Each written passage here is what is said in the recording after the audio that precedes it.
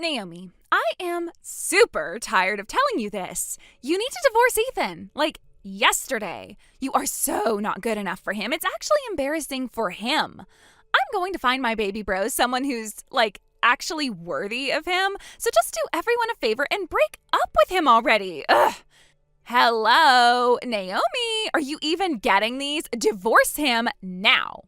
Whoa, Brenda. Afternoon to you too, I guess. Seriously, you're still at this? It's been 2 solid weeks of this exact same conversation, first thing in the morning. I'm impressed with your dedication, annoying as you are. Duh, yeah, I'm serious. Are you even understanding what I'm saying? It's not rocket science. Get it together.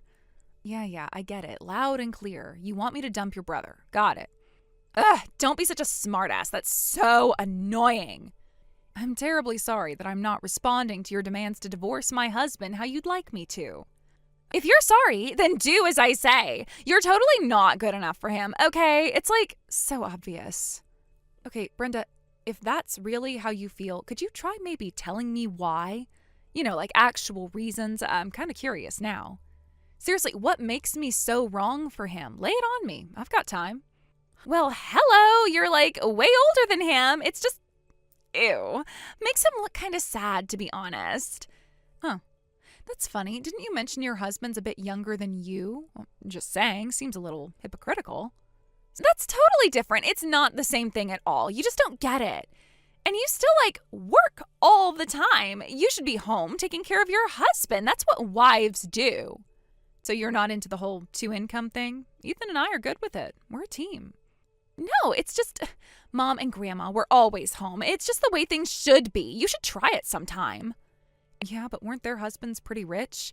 Ethan and I are doing okay, and this works for us.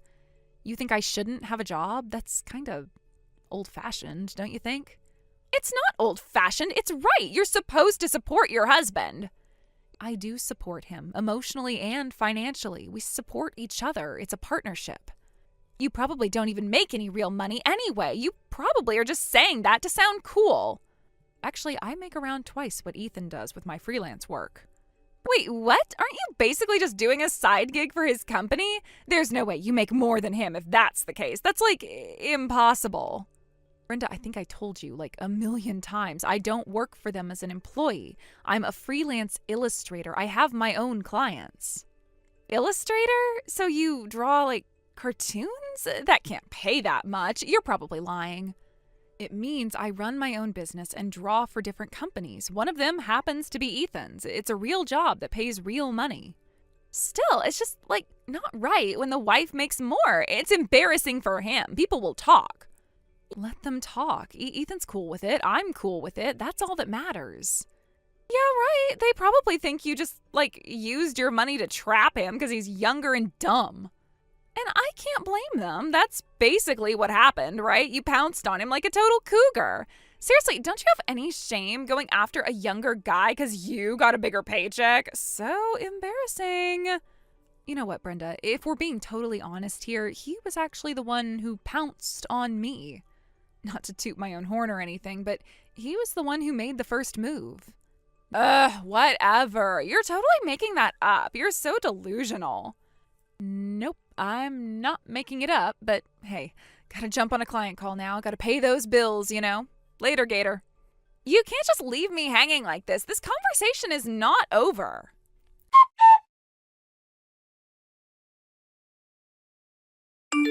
Okay, Naomi, it's been long enough. 1 whole month and you still haven't divorced Ethan? Seriously, what is your problem? Don't you understand what I've been telling you?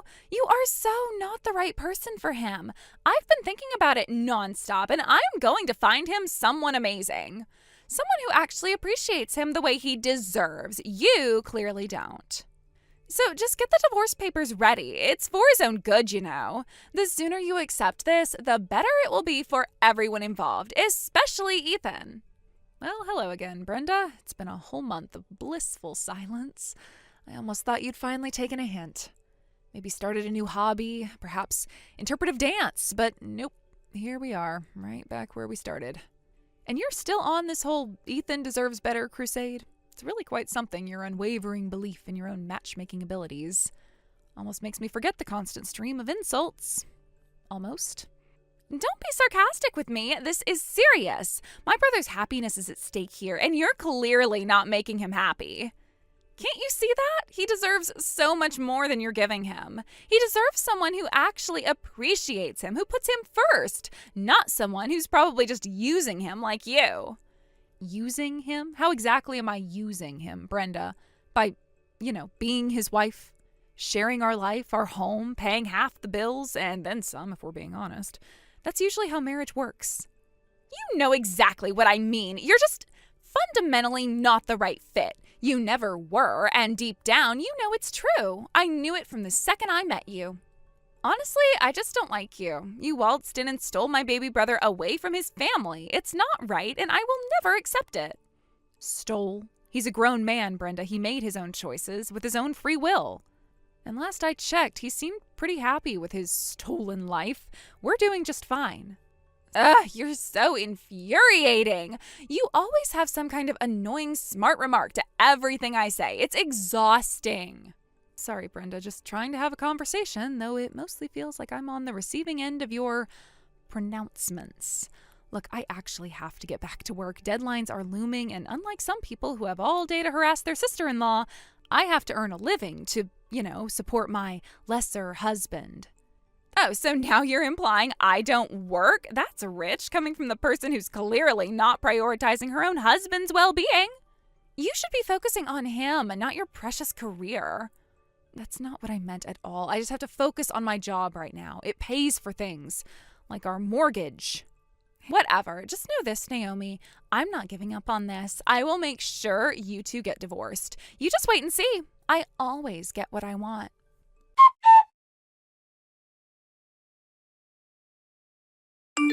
Hey, babe, just got off the train. You okay? My sister been at it again. Hey, honey. Yeah, Brenda. Full steam ahead as usual. But I'm all right. Just rolling my eyes over here. Seriously, I'm so sorry you have to deal with her. She can be a lot. I just don't get why she can't just accept us. It's okay, sweetie. I know it's not your fault. She's got her own unique perspective on things.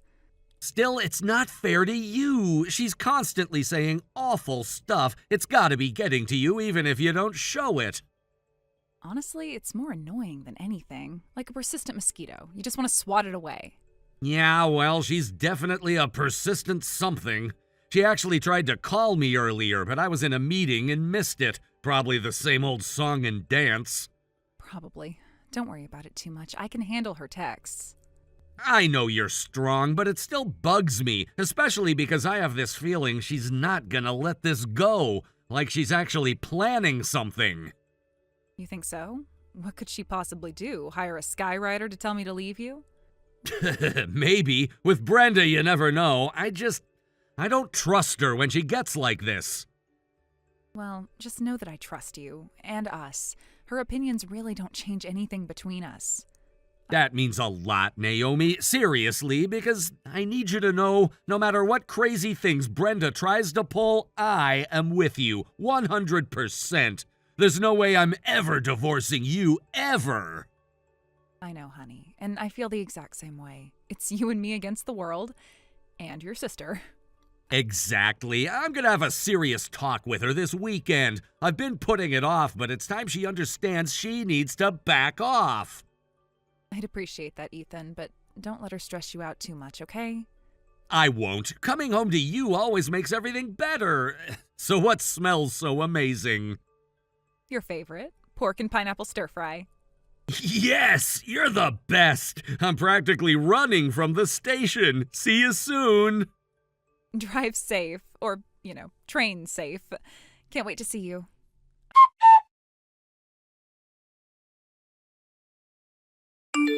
Naomi, listen up. Guess what? It's finally happening, and you're not going to like it one bit. I'm going to make you divorce my brother, Ethan. Consider this your official eviction notice from his life. Get ready to be dumped for someone way better. Oh, hey, Brenda. It was a nice 3 whole months of peace. Too bad that's over. What brilliant, undoubtedly self-serving plan have you cooked up now? Do tell. I'm intrigued. Almost, anyway. Plan? Please. It's just the natural order of things finally kicking in.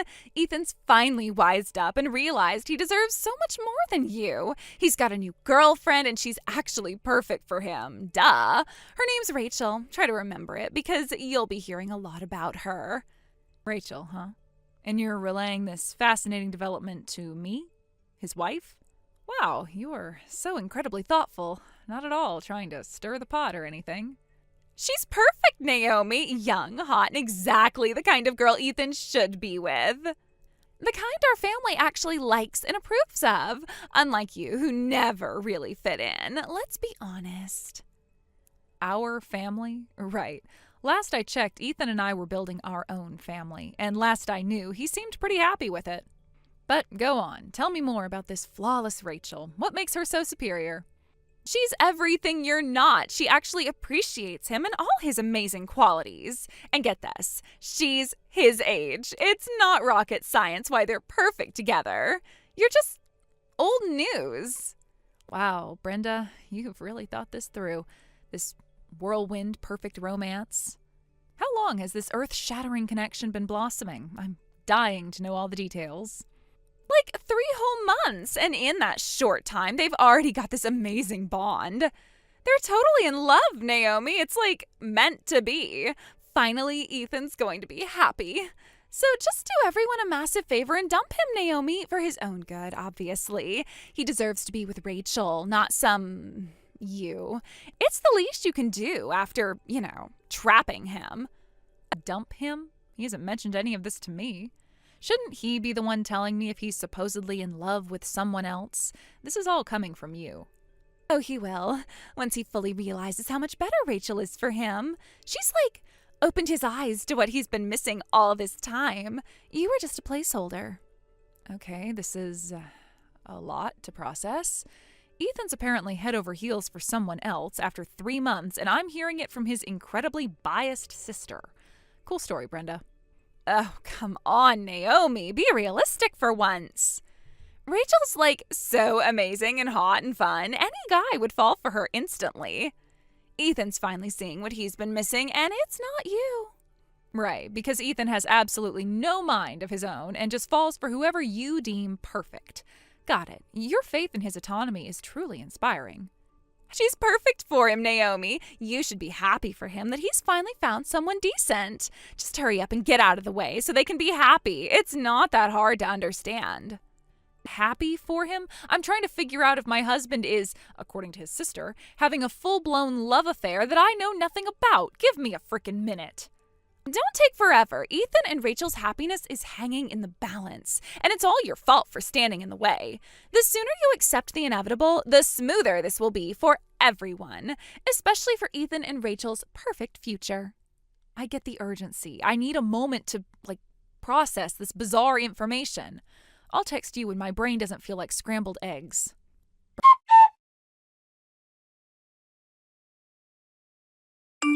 Well, Naomi, are you finally going to do the right thing and start the divorce? Ethan deserves so much better, and frankly, this is dragging on way longer than it should have. Brenda, yes, I've been thinking a lot. And you know what? I am actually feeling quite settled about it all. Settled? What's that supposed to mean? You're finally going to listen to me and see reason? It means I have a much clearer picture of things now, Brenda. A picture you unwittingly helped me paint with all your enthusiastic interference. The irony is quite delicious, actually. What are you talking about? Just say you're going to divorce him. Ethan's happiness is what matters here. Not quite there yet.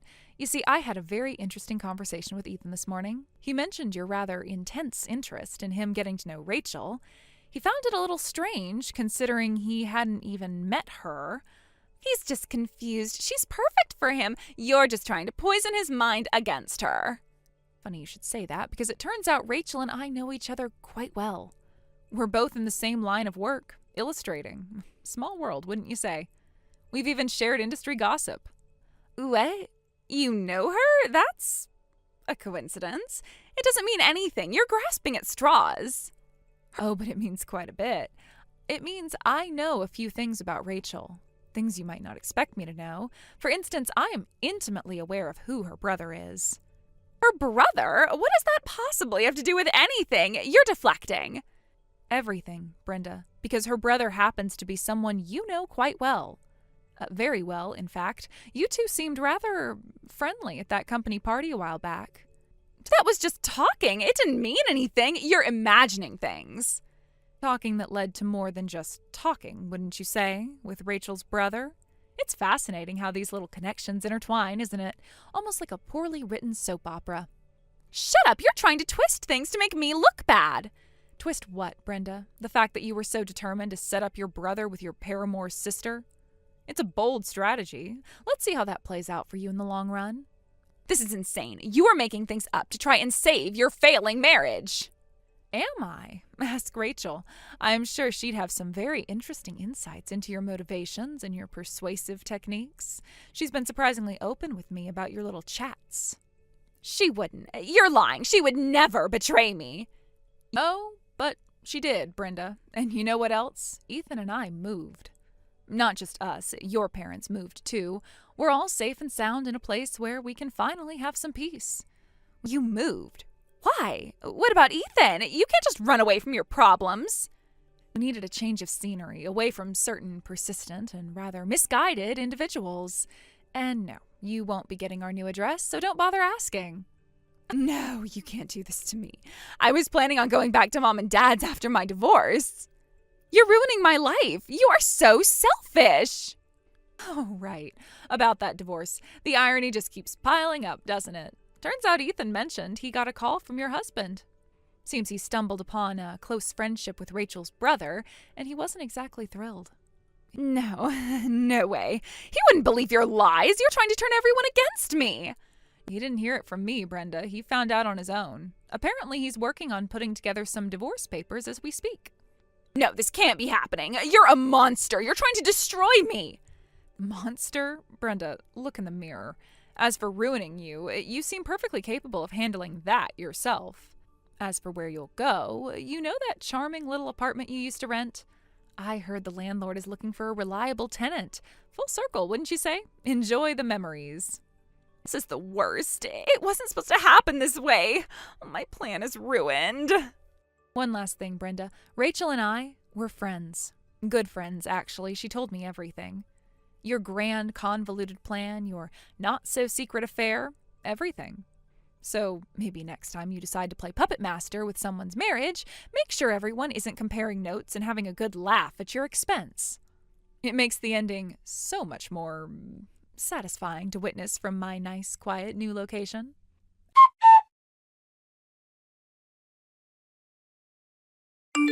After the dust settled, Brenda did exactly as predicted. She went back to her husband's apartment to beg for forgiveness. It didn't work. Her ex-husband sued her, and the divorce proceedings were particularly harsh. The judge, fully aware of her adultery and the significant disruption it caused to their marriage, made sure she felt the financial consequences. That involved severely limiting her alimony and granting him a larger share of their assets. On top of the legal and financial fallout, the details of her affair became public knowledge through mutual acquaintances and social media. This led to a significant amount of social awkwardness and a noticeable chill in her professional circles. Opportunities dried up, and people she once considered friends kept their distance. Unsurprisingly, the relationship with her affair partner, built on shaky ground, didn't last long either. To navigate the mounting debts and her increasingly damaged reputation, Brenda eventually had to take on live-in work from far outside our social circle. Months later, Brenda messaged me with a brief, self-pitying attempt at an apology. I read the words, a hollow echo of the turmoil she had tried to inflict on our lives, and then I simply blocked the number. Ethan and I didn't feel like dealing with her anymore. We had built our peace, and we weren't about to let any lingering negativity disrupt it. Thank you for watching. Please subscribe and hit the like button. See you next time.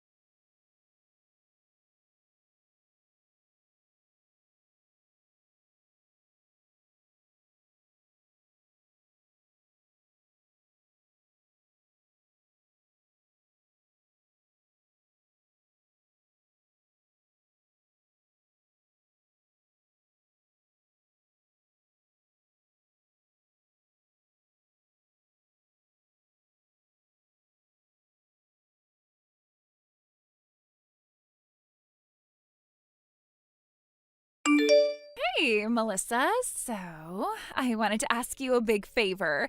Could you please divorce my brother already? I'm kind of sick of having to ask you. Trust me, Stacy, I am much more sick of having to hear this same old bit from you. Seriously, Melissa, playing the victim card, do I have to remind you that it has been 1 whole year since you married Rick, and yet no baby? What's the deal with that? Don't bother. I'll tell you what the deal is. You're infertile. You're a useless, barren, dried-up woman. Not that it's any of your business, but Rick and I had a plan to have children. We were going to spend the first 5 years of our marriage saving up money and then start having kids. Could you just drop the act already? You and I both know that's just your cover story. You were trying to hide the fact that you knew you couldn't have kids from Rick. You're wrong about so many things that I genuinely don't know where to start. I guess we'll start here. It takes 2 to tango, and that includes when making a baby. Put another way, men can be infertile too, you know. Oh, please, my perfect, amazing, handsome brother. Infertile? As if. He's practically a super stud. It's gotta be you. You're probably all dried up inside. You have absolutely no basis for saying such vile things. And for the millionth time, Stacy, Rick and I are divorced. Your brother is no longer my husband, so my reproductive status is doubly none of your concern. For all you know, or frankly don't know, neither Rick nor I were ever even tested for fertility while we were married. See, you're deflecting. You know it's true. Mommy and Daddy are practically begging for grandkids. You're such a disappointment to the whole family. If you really loved Rick, you'd just let him go find someone who can actually give them what they want. You know, Rick and I even had a promise. When he finally had a baby, I was going to be the one to really raise it for him. I know what he truly needs. You and Rick had a promise that you would raise his child? That's incredibly disturbing, Stacy. That's not normal. That's honestly quite creepy. Oh, don't act so shocked. We've always had a special bond. I understand him better than anyone. You probably wouldn't have even known how to properly care for his child. Now, do you see why this is so important? It's not just about Mommy and Daddy's grandkids. It's about fulfilling a promise Rick and I made. Well, at least now I know why you've been so fixated on this. You just wanted control over Rick's future family. That is truly unsettling. Stacy, you have some serious boundary issues. And again, for emphasis, Rick and I are divorced. Do you need me to spell it out? D-I-V-O-R-C-E-D. You are such a nasty woman. Just disappear already. Rick deserves so much better than a non-baby making machine like you. I am not a non-baby making machine. I am a person. And my relationship with Rick ended for reasons that have nothing to do with your ridiculous accusations. And frankly, your deeply weird obsession with his future children. Please try to be respectful, even if it's the last thing you want to do. I actually have to get back to work now, as I'm working from home today. Work? Always with the excuses. You're just trying to avoid the fact that you're still secretly in love with Rick and can't give him children. It all adds up. You're just trying to live in denial. Stacy, I am not secretly in love with my ex-husband. We are divorced. Legally, officially, over. I have actual work I need to do now. Please try to respect that and accept reality. Goodbye. Fine. But don't think this is over. I know the truth. You're still secretly married to him, and you're just defective. Rick will see the light eventually. You just wait. And when he does, then he's gonna divorce you. So one way or another, the marriage is over. Wow, miracles do happen. I agree with you completely. Our marriage is over. We're divorced. Goodbye.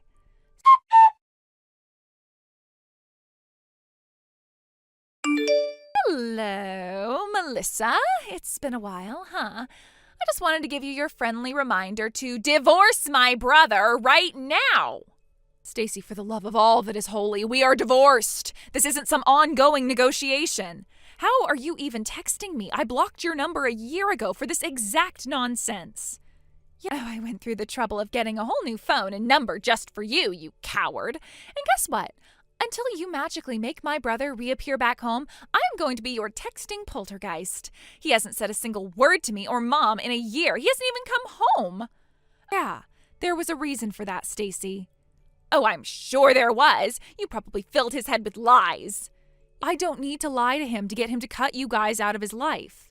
You must think I'm just the biggest idiot on the face of the earth, huh? You're up there on my list, yeah. But guess what, Melissa? I am not as dumb as you think. I found you. It took some digging, but I got your new address. So now I know exactly where you are, and that means I know where Rick is, too. You found my new address? Stacy, that's not okay. That's a huge invasion of privacy. And no, you don't know where Rick is. Even I don't know where he's living these days. We don't talk much anymore. We're divorced, Stacy. We live separate lives. I'll never believe that. If you were really divorced, my brother would have come home. He belongs with his family. The fact that he hasn't proves you're still holding on to him. You always were so manipulative, turning him against his own flesh and blood with your lies. Stacy, that's not true. I never tried to turn Rick against his family. Our divorce was a mutual decision based on our own circumstances. If you want to understand why Rick hasn't come home or isn't in contact, ask Rick himself. Talk to him? You think I haven't tried? I've tried everything. I bought a whole new phone thinking maybe he wouldn't recognize the number. Blocked. I even made a fake profile on that Instagram thing he used to use. Blocked again. Stacy, your level of dedication to this is borderline obsessive and honestly quite disturbing. I need you to understand again that your issues with Rick are between you and him. I have moved on. Please leave me out of it. Oh, I'll leave you out of it when you finally spit out where my brother is. You probably don't even care that he's gone. You just wanted to isolate him because you're a cold, infertile woman. That's why he left you. Here we go again. First off, there's no need for the personal insults. And for the record, I had some tests done after your accusations last year.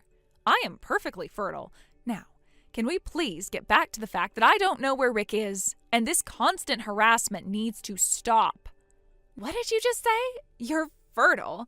Are you trying to imply that my brother, that there was something wrong with him? How dare you?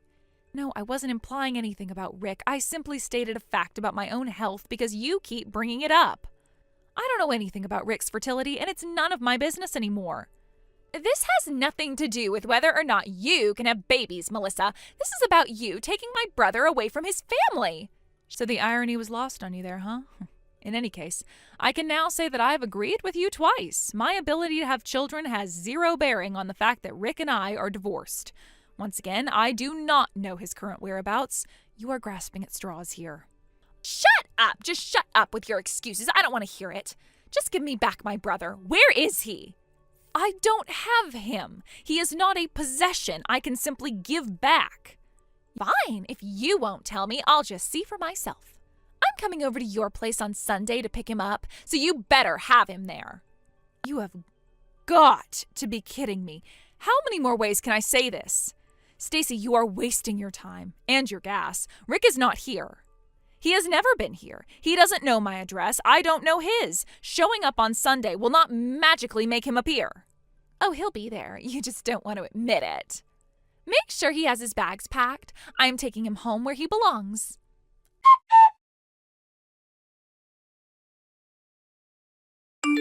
All right, I'm here. Now, where's my brother?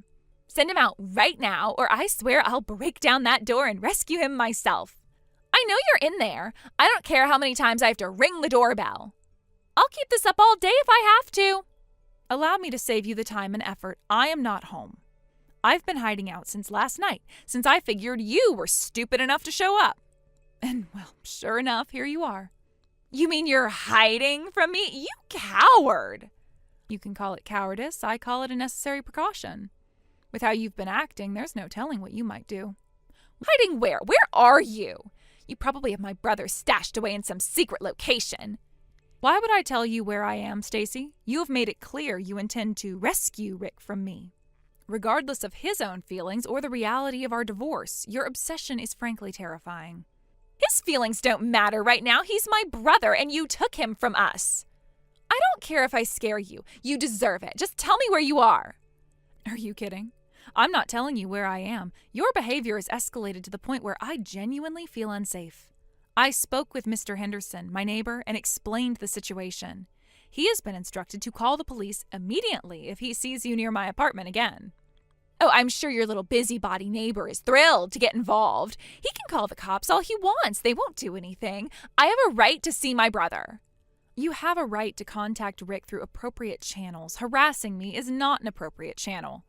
Given your shouting and refusal to leave, I wouldn't be surprised if Henderson already made that call. In fact, I just got a text from him. He did call them. They're on their way. While we're on the subject, let me give you the real reason our marriage ended. I already know why. You drove him away. No, you did. Rick was sick and tired of your obsessive behavior and constant interference even before me. He told me stories about how you harassed previous girlfriends, calling them, showing up at work, spreading rumors. Your behavior with me was just more of the same. He felt overwhelmed by your divorce her attacks. And your mom's overbearing nature about our marriage didn't help. It stressed him and me constantly. Cutting off contact with you and divorcing felt like our only chance at peace. And here's the real kicker. Rick has remarried. Remarried? Who? It's probably some gold digger you set him up with. Actually, it's someone you know. It's Sarah. Sarah? His Sarah? That tramp he dated before you? You're lying. I'm not lying. They reconnected after our divorce. Apparently, absence really does make the heart grow fonder. And they're quite serious. Sarah got a job overseas, and Rick moved with her. They live abroad now. And before you ask, no, he hasn't told anyone in the family where they are. It was a deliberate decision. Sarah even sent a legal letter. If you try to contact them, she will seek a restraining order. Your parents agreed to do their part to enforce it, partially to avoid a similar legal fiasco of their own. That witch! She had no right. And are you serious about my parents helping her? Whose side are they on?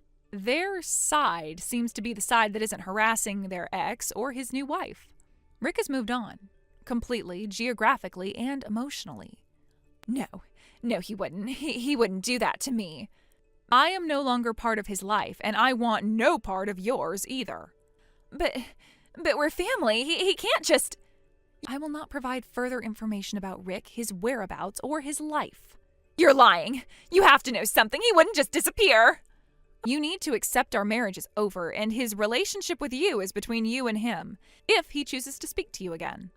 A restraining order against his own sister? He wouldn't let her. Rick is married to her. His priorities have changed. Now I suggest you leave before the police arrive. No, please, Melissa, you have to help me. You're the only one who knows how to reach him. I am not going to do that. All that I've told you today is what he explicitly gave me permission to share. Please, just give me his email address or a phone number, anything. I have to talk to him. I'm his sister. We were always so close. Please, Melissa, I'm begging you. Just one more message. Tell him I called. Tell him I need to talk to him. Please, don't do this to me. I'll never see him again, will I? Stacy, the choices that led to this point were not mine. If you never see him again, you have no one to blame but yourself for that.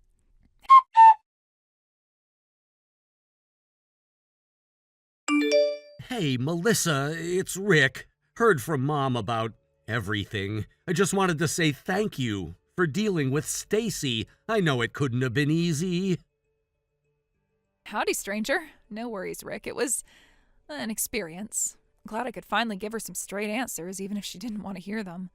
I don't hold it against you. You had your reasons for everything. I'm really sorry things didn't work out between us, Melissa. You didn't deserve all that drama, especially from my side of the family. I understand, Rick. We both got caught up in a storm. It wasn't all smooth sailing for either of us. No hard feelings. I hope you're doing well. I am. Things with Sarah are great. Life over here is different in a good way. It's been a real fresh start for both of us. She's amazing, Melissa. I'm really happy. I hope you're happy too, Melissa. You deserve it. Have you been up to anything interesting lately? Well, aside from my unexpected guest, life's been relatively calm. Focusing on work, finally getting around to some of those hobbies I put on hold. Nothing quite as exciting as a transatlantic move, though, but I'm content. That's good to hear, Melissa. Really glad you're finding your peace. It sounds like you're in a much better place. That's great to hear, Melissa. Listen, I gotta run. The time difference is a killer. I'm just about to get ready for work over here. It was good catching up, even briefly. Take care. You too, Rick. Good luck with work.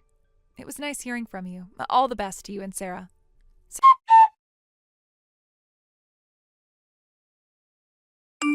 6 months passed. Despite the restraining orders, Stacy's attempts to locate Rick were relentless.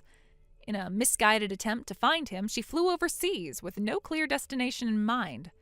Lost and running out of funds, she was forced to call her parents, who reluctantly bought her a ticket back home.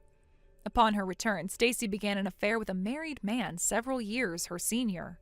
Her parents remained largely unaware until his furious wife arrived at their doorstep one afternoon, her accusations echoing through the quiet suburban street. It was only then, amidst the shouting and recriminations, that the unsettling truth emerged. The man bore a striking resemblance to Rick. Her parents, finally understanding the depth of her issues, threatened to kick her out of the house if she didn't seek professional help.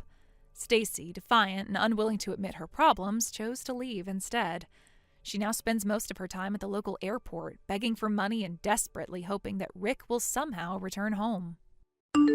Thank you for watching. Please subscribe and hit the like button. See you next time. Hey there, Kay. Heard the huge news. You guys are finally making that Tokyo trip happen. Oh, so exciting. Good morning, Mandy. Yeah, we've been planning it for a while. How did you hear? Oh, through the grapevine. Amy mentioned it to Timmy at school. Anyway, Tokyo! We've been thinking of a getaway, too. It's like the universe is telling us we should all go together. What do you say? That's quite a suggestion. We're really looking forward to our trip, but it's actually planned as a family vacation. As in, just the four of us and, not you and your family. Oh, come on, Kay. Plans are just suggestions, right? Think of the fun the kids would have. They're practically attached at the hip anyway. We should totally make this a big group trip. It'll be way more memorable. I appreciate the thought, but we've already booked our flights and sorted out accommodations specifically for our family. Changing those arrangements now would be really difficult and honestly not something we're willing to do. Well, if you're being all rigid about your plans, what if we just met up once we're both in Tokyo? The kids could still hang out then. It's not like we have to be attached at the hip the whole time, right? So you're suggesting that our families travel to Tokyo separately, but then we spend time together there? Sure, wouldn't that be fun? Meeting up together in a foreign land and having all sorts of new adventures together. I'm sure the kids would enjoy seeing each other. We were really hoping to have some uninterrupted family time in Tokyo. It's a chance for us to really connect and focus on each other. It's cool if you guys want to take a trip to Tokyo around the same time, but you'll just have to get around by yourselves.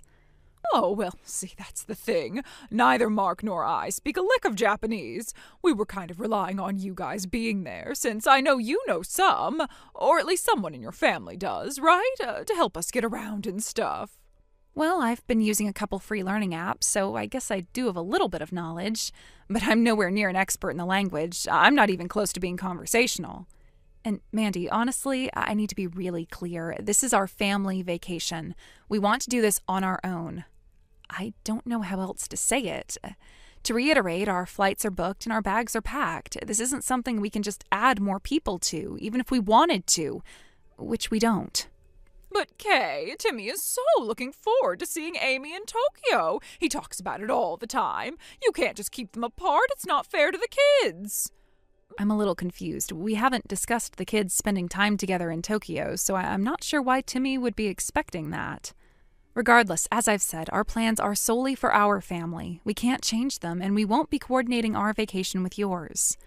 I need you to understand that this is our family time. But I just don't get why it's such a big deal. We're friends. Our kids are friends. It would be so much easier and more fun if we did this together. The reason is simple. We want to spend this time as a family. That's the whole point of a family vacation. I would have thought that was a perfectly reasonable explanation. But we're practically family, Kay. Our kids are like cousins. It's not like we're some random strangers asking to tag along. They're classmates, not relatives. So about where we're all going to stay. Oh, you've probably found some great family-friendly places, right? Maybe something with enough room for all of us? Like I said earlier, we've already sorted out our accommodations for while we'll be in Tokyo, and it's only big enough for our family. So if you're really going, then you'll just have to find your own place to stay.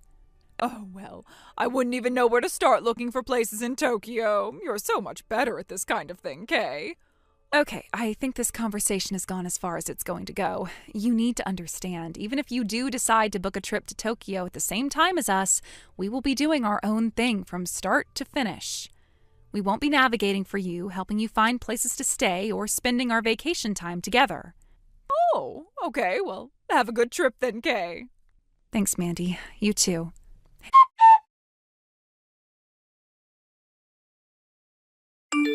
Hey, Derek. I just got your message from a few days ago about this weekend. So sorry for the radio silence on my end lately. Things have been a bit hectic with the Tokyo prep, and I have an update about that. Hey, Kay. No worries about not getting back to me sooner. Just wanted to firm up plans. So everything's still on for you guys coming here? That's the thing. Bill can't make it. A colleague of his got really sick suddenly, and Bill has to cover some crucial meetings and presentations. It's a really important project with external stakeholders, so he absolutely can't get out of it. And because he can't go, we've had to cancel the whole Tokyo trip. Seriously? Couldn't Bill have just said no? That's a huge bummer. You know Bill, he feels responsible, and this project is a big deal. Plus, the company higher-ups even told him that there's no one else in the company they can trust with this. He really couldn't leave them in the lurch. It means no Tokyo for either of us. Wow, that's a real shame. How's Amy taken that? She's pretty upset, to be honest. She was so excited about Tokyo. Lots of sad faces all around. Bill even suggested at first that we just go without him, but you know Amy. She would never be able to be apart from him for that long. Yeah, she's always been a daddy's girl. Poor kid. I know, I feel terrible too. We were so looking forward to seeing you. It's been way too long, almost 2 years now. I'm really sorry about the change in plans, especially since it means no Tokyo visit either. Huh. Well, I took some time off work specifically to see you guys. Sitting around here doing nothing sounds incredibly dull. Tell you what, I'll come to you instead. Seriously? You'd do that? But I thought you were expecting us there, and now we're not even going to Tokyo. Doesn't matter. I can hop on a plane to come see you guys. I got the time off anyway. Consider it a consolation visit for your Tokyo trip falling apart. Wow, you don't mess around with decisions, do you? That's amazing, Derek. So should I tell the little munchkin I'm coming? It might cheer her up about missing out on Tokyo. Oh, she would be absolutely thrilled. Please do. That would make her day, especially with the trip being off. All right, I'll figure out the travel details to Niigata and let her know once it's all set. Perfect. Thank you so much, Derek. We'll be waiting.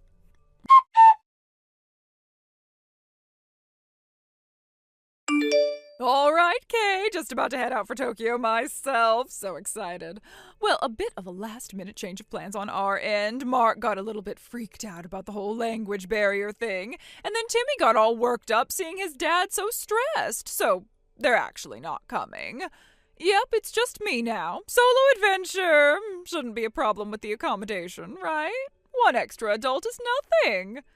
Kay, oh, you haven't replied to any of my messages. Everything okay? Maybe you've already left. Is it a thing to turn off your phone for international flights? I wouldn't know. Anyway, no worries. I know you'll definitely meet me at wherever you guys are staying in Tokyo. So relieved we'll have each other to navigate this crazy city. Oh, can't wait to see you. Okay, going to switch my phone off now for the journey. See you in Tokyo.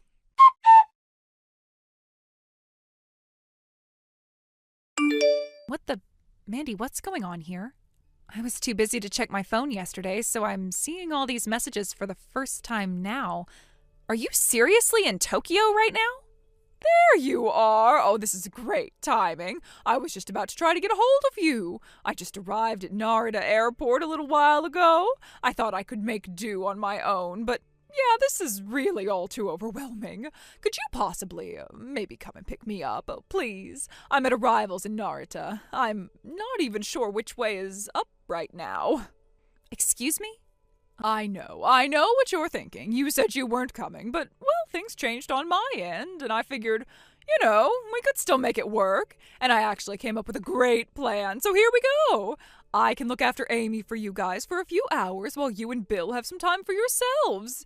In return, maybe you could just, help me out with some spending money while I'm here. Oh my God. Are you out of your mind, Mandy? Well, what's the big deal? I thought that would be a fair exchange. I do you a favor, you do me a favor. Mandy, Amy isn't there. None of us are in Tokyo. Why would I need you to look after Amy there? And why would I give you spending money for a trip I'm not even on? This makes no sense. Wait, you're home? But I thought you guys were coming to Tokyo for sure. What happened? I'm already here. You're already there? Mandy, I told you multiple times that our trip was canceled. But what happened to your plans to go to Tokyo? It got canceled just a few days ago. My husband had a last-minute emergency at work, so we had to cancel the trip. So, Mandy, you and Mark and Tim will have to figure things out for yourselves in Tokyo. I'm really sorry, but we won't be there to help. Mark and Tim aren't here, Kay. Mark got really stressed about the language thing, and then Timmy got all freaked out about flying after seeing his dad so worried, so it's just me. Just you? Mandy, are you serious? You went all the way to Tokyo alone? After I told you our trip was canceled? I can't believe this. Well, excuse me for not being a mind reader, Kay. If your precious trip was canceled, you should have, told me. I wouldn't have come all the way to Tokyo if I'd known. Mandy, with all due respect, I was very clear from the beginning that this was a family trip for just Bill, Amy, and me. You asked if you, Mark, and Tim could join, and I said no. Since you weren't part of our trip, why would I have specifically notified you about the change in our plans? It wasn't your trip to begin with, Mandy. Oh, no, you didn't cancel your hotel in Tokyo, did you? Oh, please tell me you didn't. Maybe I could still stay there. Cancel a hotel? Mandy, we weren't staying in a hotel. My brother Derek lives in Tokyo. We were going to stay with him. So, no, there was no hotel to cancel. Derek, you were going to stay with your brother? I didn't even know you had a brother in Tokyo. Yes, my brother Derek. He's lived in Tokyo for years. It made the most sense for us to stay with the family while we were there. Well, if he lives in Tokyo, could you maybe ask Derek if he could come and pick me up from the airport? Please, I'm really stranded here. Oh, and please thank Derek for me in advance. Just let me know what time he'll be here. He speaks Japanese, right? Oh, please tell me he speaks Japanese. I don't know a word of this crazy language. Mandy, that's not going to work. Derek isn't in Tokyo right now. He actually came to visit us here after our Tokyo trip got canceled, so his place in Tokyo is empty. And no, Mandy, there isn't anyone else I know in Tokyo well enough to ask for a huge favor like that, especially someone who speaks English. Oh, right. He's in America, isn't he? So his place in Tokyo is empty. Perfect. Could you just ask him if I could maybe stay there for a few days, just until I figure things out?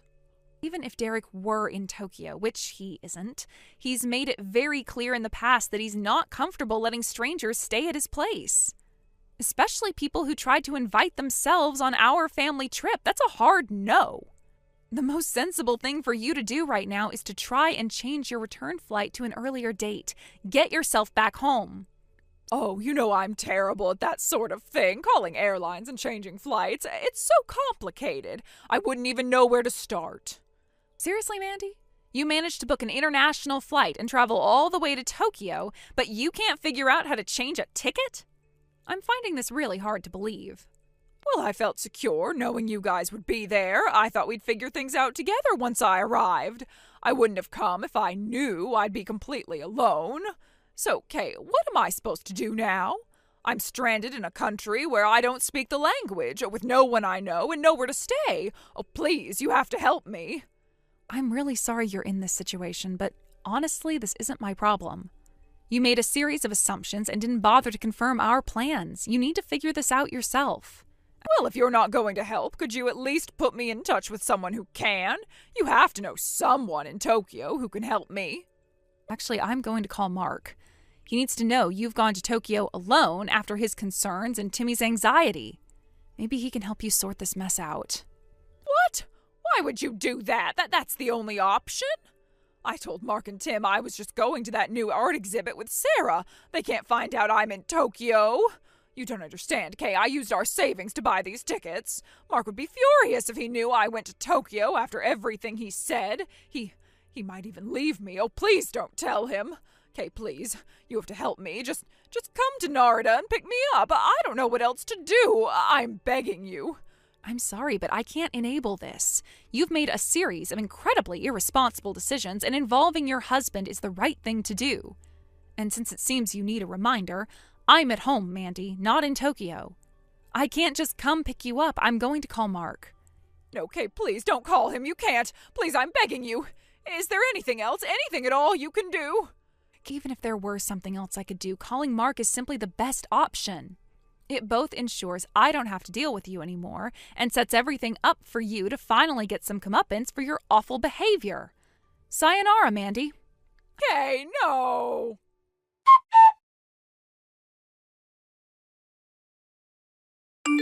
I did what I had to do and called Mark. He was understandably furious, but also deeply worried.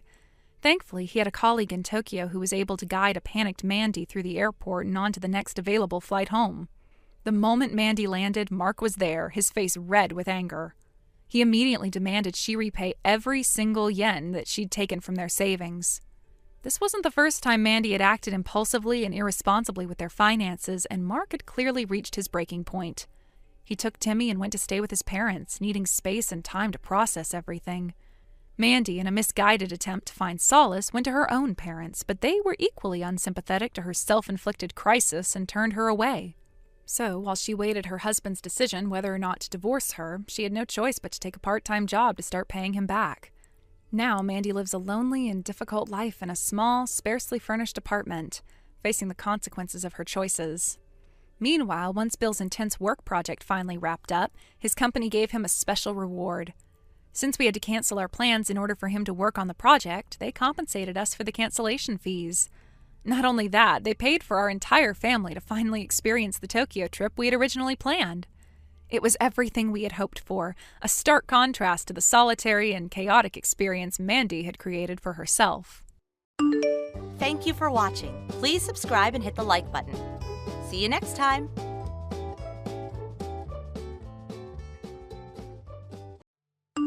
Hey, so excited for you to finally meet my mom.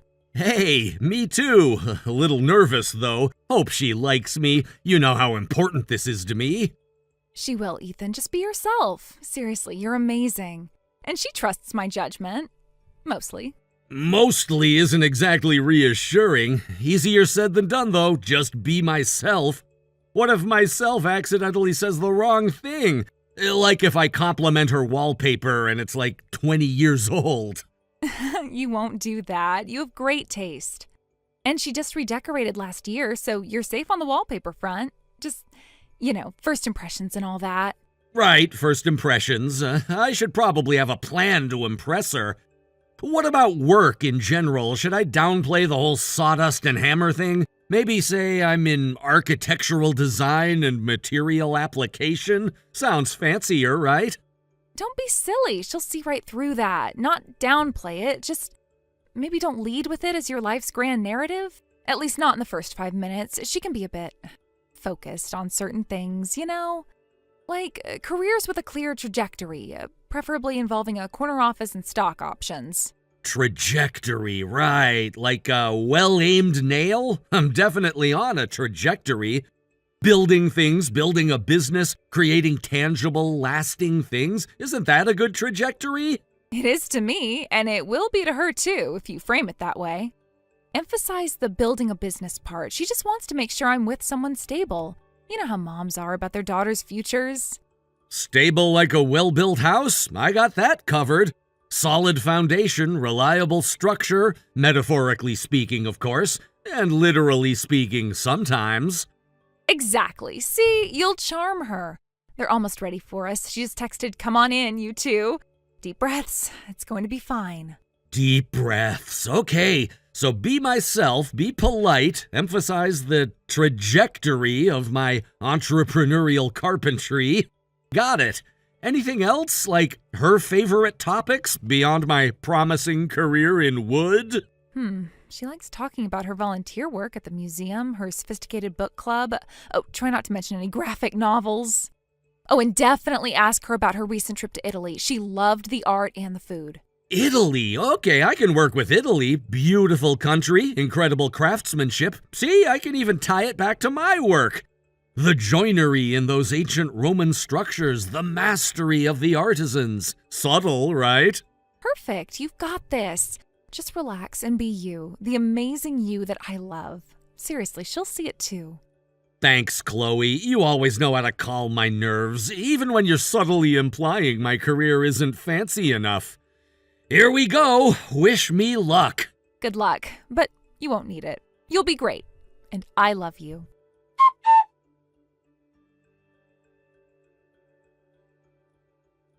Chloe, darling, a quick word. Hey, Mom. Everything okay? You seem a little intense.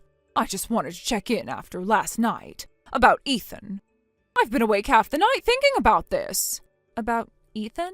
What's wrong? I thought you two were perfectly pleasant. Pleasantries are one thing, Chloe. Reality is quite another. We need to have a serious conversation about his, life choices. His life choices? He's a skilled carpenter, Mom. It's honest work. He's talented. Honest, perhaps, but is it ambitious? Does it reflect a drive for more? For the kind of future you deserve? He is driven. He's building his own business. It takes time and a lot of hard work. Hard work is admirable, dear, but it doesn't always translate into the kind of financial security that ensures a comfortable life. Let's be frank. He makes a decent living. He's not exactly struggling. Decent isn't the standard I envision for my daughter, Chloe. You deserve someone who aims for the top, not just getting by. That's unfair. He has goals. He wants to expand his business, hire people.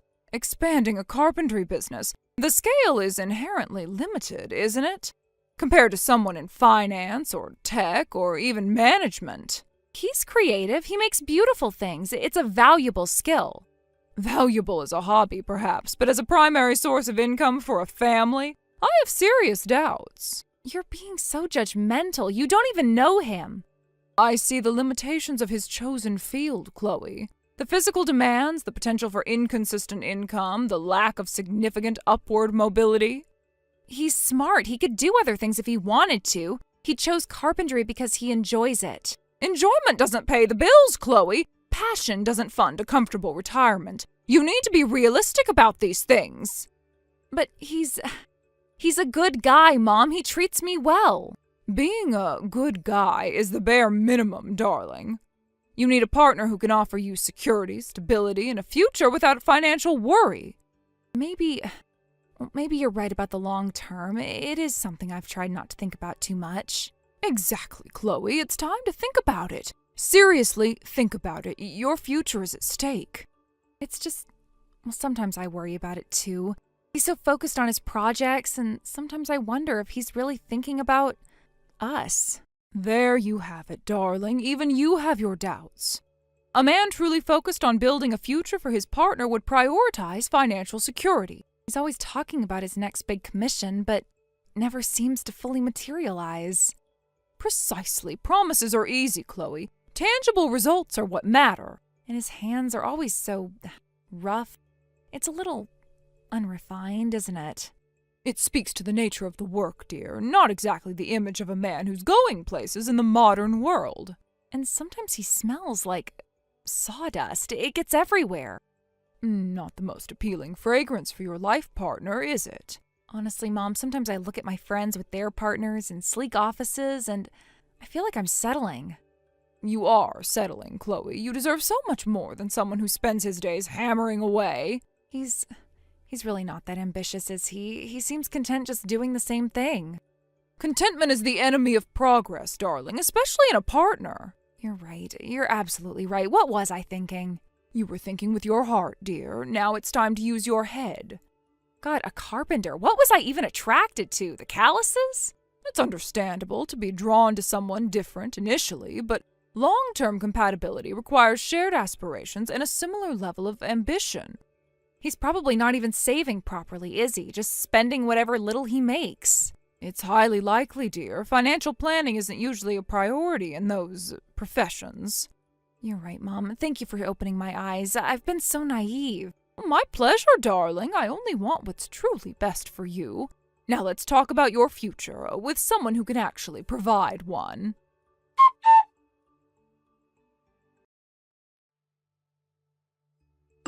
Ethan, I need to talk to you. Can we meet up? This is important. Hey, Chloe. Yeah, sure. What's up? Everything okay? You sound really off, like something's wrong. Something is wrong, Ethan. That's why I need to talk to you. But maybe we should just do this here. It's probably easier to just say it. Easier for whom, Chloe? Because my stomach just dropped. What is it? Just tell me, please. Ethan, I think we need to break up. I don't see a future for us anymore. Break up? What? Chloe, just yesterday we were talking about moving in together next year. We were looking at neighborhoods. Where is this coming from? What happened? I've been doing a lot of thinking, Ethan. Really thinking about what I want, what I need in the long run. And I've realized that we're fundamentally different. Our paths are going in different directions. Different directions? We're going in the direction of building a life together. That's what we talked about. That's what I thought we were working towards. What changed so suddenly? Please just explain it to me. I need someone who's more established, Ethan. Someone who can offer me a more secure future. A future that my family, that I envision for myself. Your family. Let me guess. This is about your mother, isn't it? I knew she wasn't thrilled about me being a carpenter. I felt it that night. She looked right through me. That's not fair. My mother was perfectly polite. She was just trying to get to know you. You're being paranoid. Paranoid? No, Chloe, I'm being realistic. I saw the way she looked at my hands when she mentioned my work, the subtle way she asked about my long-term prospects. She thinks I'm not good enough for you, and now apparently you agree with her. Stop it, Ethan. That's not what this is about. My mother cares about my well-being. She just wants me to be secure and happy. Is that so wrong? Secure and happy according to her definition, Chloe, which involves marrying someone with a fancy job title and a fat bank account. This isn't about your genuine happiness. It's about her social standing. She's an elitist and you're letting her dictate your entire life. That's a horrible thing to say. She loves me. She just wants what's best for me. Can you honestly not see that? And you don't think I want what's best for you? I love you, Chloe. I was building a future with you, brick by metaphorical brick. But apparently that's not good enough for Queen Eleanor. Don't call her that. She's my mother. She has my best interests at heart. She's just more practical about these things. Maybe she sees things more clearly than I do about what I need in a partner for the long haul. So, you're just gonna throw away everything we have because your mother, in her infinite wisdom, has decided I'm not up to snuff? You're letting her opinion completely erase what we've built? I don't even recognize you right now. It's not that simple, Ethan. I've had to really think about my future, and maybe we are on different paths. Maybe she's right. Maybe I do need someone more established. Established? You sound like a robot repeating her talking points. Where's the Chloe I fell in love with? The one who didn't care about fancy titles and just wanted someone genuine. You're letting her win, Chloe. You're letting her tear us apart. I need to do what's right for me, Ethan. And right now, I think that means we can't be together anymore. I'm sorry. Sorry isn't gonna cut it, Chloe. I poured my heart into this relationship.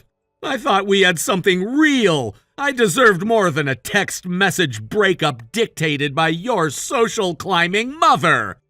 Goodbye, Chloe. I sincerely hope your established future makes you truly happy. Because right now you're breaking my heart.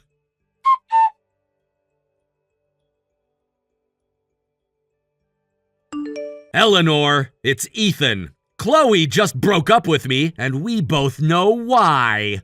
Ethan, I'm sorry to hear that, dear. Chloe has been processing some things.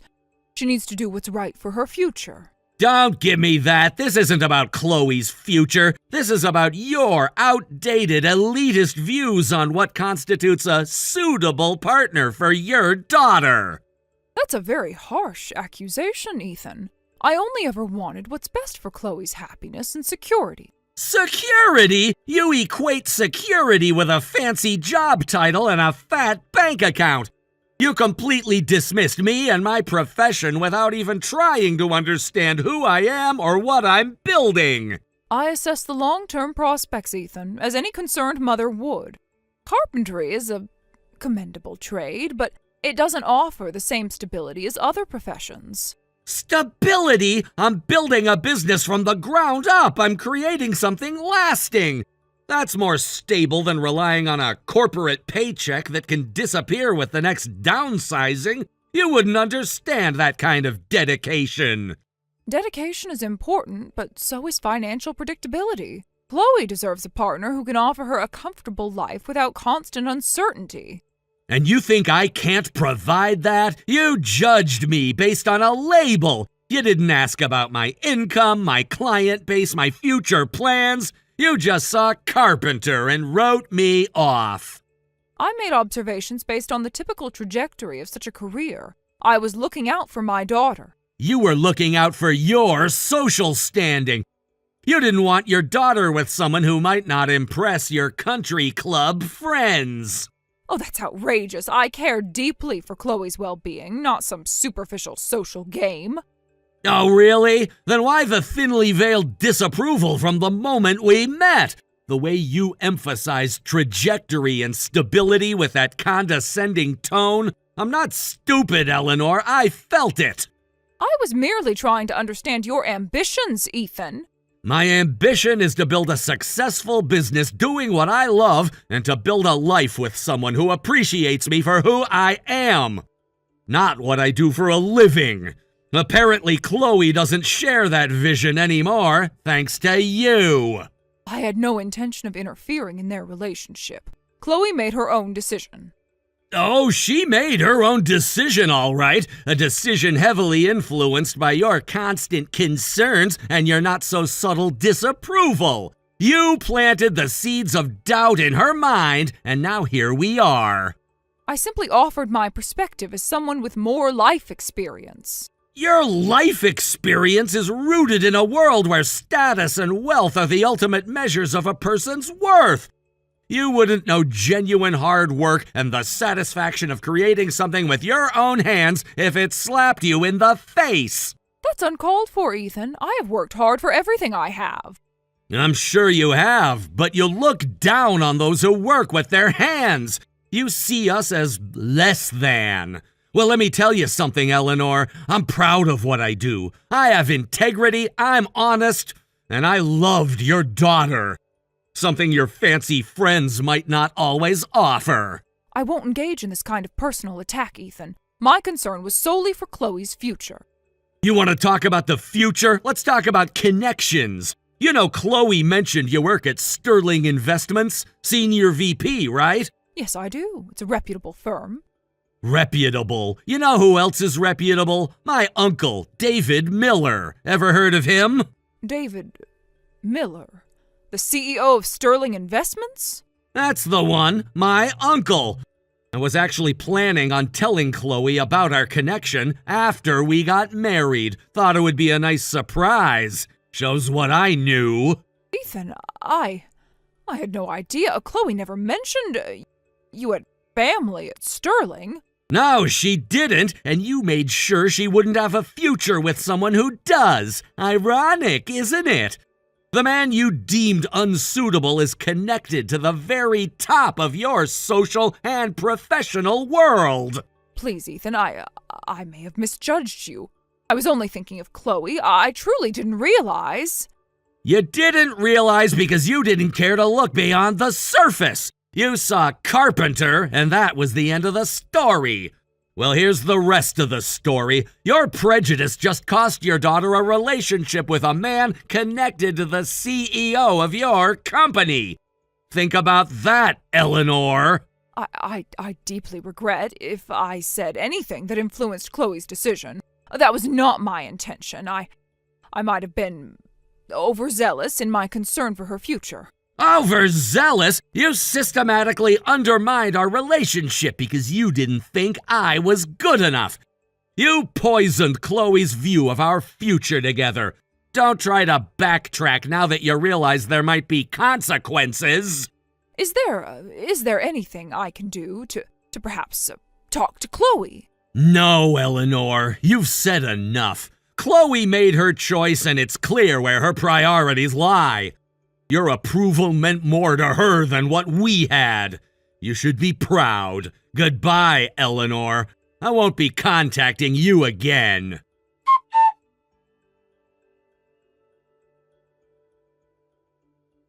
Ethan, please, can we talk? I made a mistake, a huge one.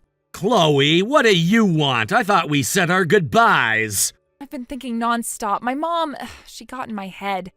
She was wrong. We were good together, Ethan, really good. Were we? Because it seemed like your mother's opinion suddenly mattered more than what we had. It doesn't, not anymore. I can see that now. She doesn't understand us. I was foolish to listen to her. Please, can we try again? I miss you so much. Chloe, you broke up with me over text because you thought my career wasn't established enough. That's not something I can just forget. I know, and I'm so incredibly sorry. I was blinded by her expectations. But I realize now that what we had was real. You're real, and that's what truly matters. Please give me another chance.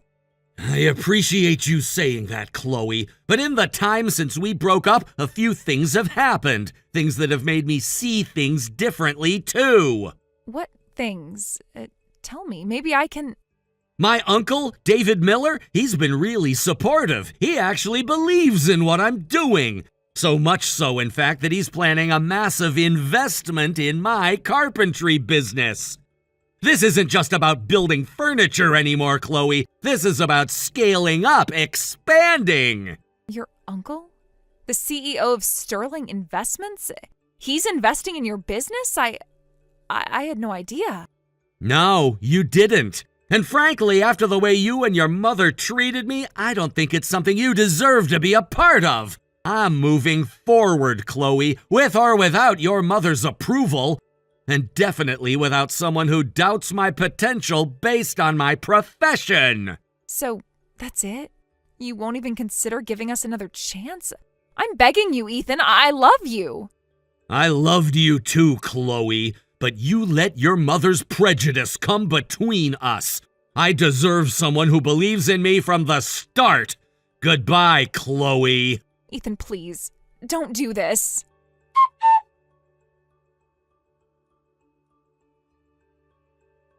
Life moved on pretty quickly after that last text from Chloe. My uncle's investment was a game changer. Miller and Son Carpentry went from a small workshop to a thriving business, just like I always envisioned. I hired a great team, and we were taking on huge projects. As for Chloe, I heard through a mutual friend that her mother was furious about the Sterling Investments connection. Apparently, there were some tense family dinners. Chloe tried to reach out a few more times, but I didn't respond. Last I heard, she was dating a lawyer her mother approved of. Eleanor? Well, I imagine things at Sterling got a little awkward for her for a while. My uncle never said anything directly to her, but I heard she became noticeably politer to everyone, regardless of their job title. Sometimes a little dose of reality is the best medicine.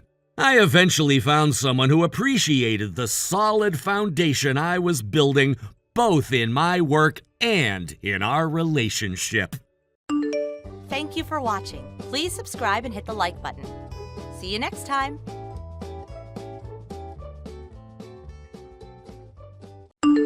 Hey there, Bruno. Wow, it's been ages, huh? How have you been? It's gotta be, 5 years since we broke up? Time really flies, doesn't it? Hey, Bruno, are you there? I wanted to talk to you about something crazy. So I was scrolling through a news site the other day, and guess what I saw? They were doing a special feature on young entrepreneurs. And there you were. They had a photo of you and everything.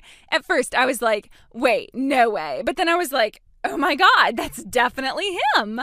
I kept reading and it said you're an actual CEO right now. Like, that means you're super important, right? And then they were all talking about how super successful your company is. You guys make $5 million a year? That's amazing. I actually gasped out loud. You know, I always said you had potential. Looks like I was right, huh? Bruno. Hello? I mean, come on, don't you think this kind of message deserves a reply? Your ex-girlfriend is over here, reaching out, wanting to talk to you. That's kind of rare, don't you think? And you're still not reading these? You're probably just not checking your phone, right? That must be it. Because the mega serious and responsible Bruno I know, there's no way he'd just leave me on red. I mean, like, this is me we're talking about, right? Maybe this was bad timing. Oh well, I'll try again tomorrow. Talk to you later, Snickums. Mwah.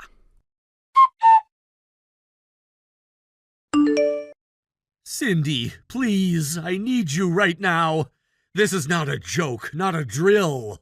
Whoa there, Bruno. Let's take a chill pill, okay? You're scaring me. What happened? Are you okay? Did someone die? It's Amber. She just messaged me out of nowhere. She sent me dozens of texts back to back. It was like a flood. Just instead of water, it was annoyance, anger, and anxiety. Wait, Amber? As in the snake who vanished after nuking our lives? Yeah, that Amber. The messages just kept coming, long ones. I couldn't even look at them. Oh my God, why is she crawling out of her crypt now? She saw the article. You remember the interview that I did a while back? The one that called you a rising genius? The one that had your company's review numbers in bold print? That's the one. And suddenly I'm worth her time again. Unreal. She goes silent for 5 years and now she's back because she smells money? I didn't open her texts, just caught the previews and the notifications. That was more than enough. What did she say? What kind of poison is she pouring now? Stuff like, so proud of you and let's get married now. She literally referenced the revenue like it was a proposal pitch. That's disgusting. She's treating you like a gold mine she forgot to finish looting. Honestly, part of me was waiting for this. It's why I never blocked her, just in case. You knew she'd come sniffing around once she thought you were rich. Yeah, she's shallow but consistent. I just didn't expect her to be this bold. You didn't open the messages, right? No, notifications only. Still shows as unread. She probably thinks I haven't seen them. Good, keep it that way. She feeds on attention. Red is blood in the water. I figured. Still, it makes me sick. Let me guess, she wants money? She didn't say it outright, but come on. She actually brought up the specific $5 million figure they had in the paper. Now I'm suddenly soulmate material, I guess. Pathetic. How dare she slither back after what she did to both of us? I honestly don't think she remembers. Like, stealing your fiancé was just a side quest. Yeah, trust me, I remember every last detail. But people like her, they never do. They rewrite the past so they can sleep at night. She's acting like nothing ever happened, like we're long-lost lovers. She thinks you're still the same guy she dumped. She has no idea who you became, who you're with now. It's honestly insulting. It's more than insulting. And trust me, she's just warming up. Okay, listen to me. Really listen. Amber read that article, saw your face, saw the numbers, and now she wants back in like nothing happened. Not because she loves you, because you're rich now, because you're a headline. Yeah, I know you're right. But the second I saw her name pop up, it felt like someone stabbed me in the chest. I get it, I do, but this isn't about feelings anymore. This is survival. She's not trying to reconnect, she's trying to claim a payout. You really think she's figured out where I live? Bruno, have you met her? She once tracked her ex using Instagram filters and a cafe background. Of course she can find your address. She's obsessive, she's calculated, and you're exactly the kind of story she'd love to hijack. That's horrifying. I didn't even think of that. Then start thinking. You need to move immediately. If she shows up at your door, she won't come with apologies. She'll come with luggage. That feels dramatic, extreme even. It's been 5 years. That's what makes it worse. You've forgotten what she's capable of. She hasn't. She's been lurking, watching, waiting for the moment you looked vulnerable again. Do you really believe she's thought all this through? Bruno, this is the same woman who lied to your face while dating 3 people behind your back, including my fiancé. Yes, I believe it. Oh, God. I'm serious. You have 2 days, max. After that, she's on your doorstep or in your inbox with screenshots and delusions. 2 days? I have meetings, deadlines. I can't just vanish. That's why I'm offering to help. We pack tonight, call a mover, find a crash pad. I already have options bookmarked. I was supposed to rest this week. Take a breath for once. Well, change of plans. You're now speed running a getaway. Welcome to emotional self-defense. I don't even have a new place lined up. Oh, that's cute. You think I didn't prepare for this exact disaster? I've had an emergency list since she messaged me last year. Wait, she messaged you too? Yep, out of the blue, one fake friendly text. I blocked her in 2 seconds. That was all I needed to see. You really believe she's that dangerous? I believe she's that determined. And if we don't get ahead of this, she'll eat your life like it's dessert. Okay, you win. I'm convinced. Good, then let's pack. She's not going to get her claws in you again. I can't believe this is actually happening. Believe it, and get moving. Tapes in the drawer, bubble wraps on the couch. Let's ghost her before she haunts us. You're terrifying. And also the best. I know. Now get your shoes on. We've got 36 hours and a psycho to outrun. Bruno? Still nothing? Not even a hey? Not even a dot? Unbelievable. You seriously haven't changed one bit. You were always like this, you know. Forgetting to charge your phone, letting messages pile up, totally spaced out unless someone shook your shoulders. I used to get so frustrated, remember? But now, I don't know, it's actually kind of adorable. That clueless little part of you, it's just so you. Nostalgic even. Anyway, I think I've done enough waiting around. I've made a decision. I've decided that I am going to marry you. Shocking, right? But listen, it just makes sense when you think about it. We had our issues, sure. I mean, you didn't exactly have your act together back then. No money, no job, just vague dreams and empty words. But now you're someone real, someone impressive. A CEO of a company putting in $5 million a year? Wow, triple wow even. That's the version of you I always knew was hiding under the surface. And now that you've finally become him, well, I'm ready to forgive the past and take you back. You don't have to thank me right away. Just take it in, let it settle. Oh, and guess what? By a total stroke of luck, I found your address. Crazy, right? I know, I couldn't believe it either. It's like fate wants us to reunite. So I'm coming over tomorrow. We'll have tea or wine or something stronger, whatever suits the mood. And if everything feels right, maybe I'll just stay permanently. Don't keep me waiting, okay?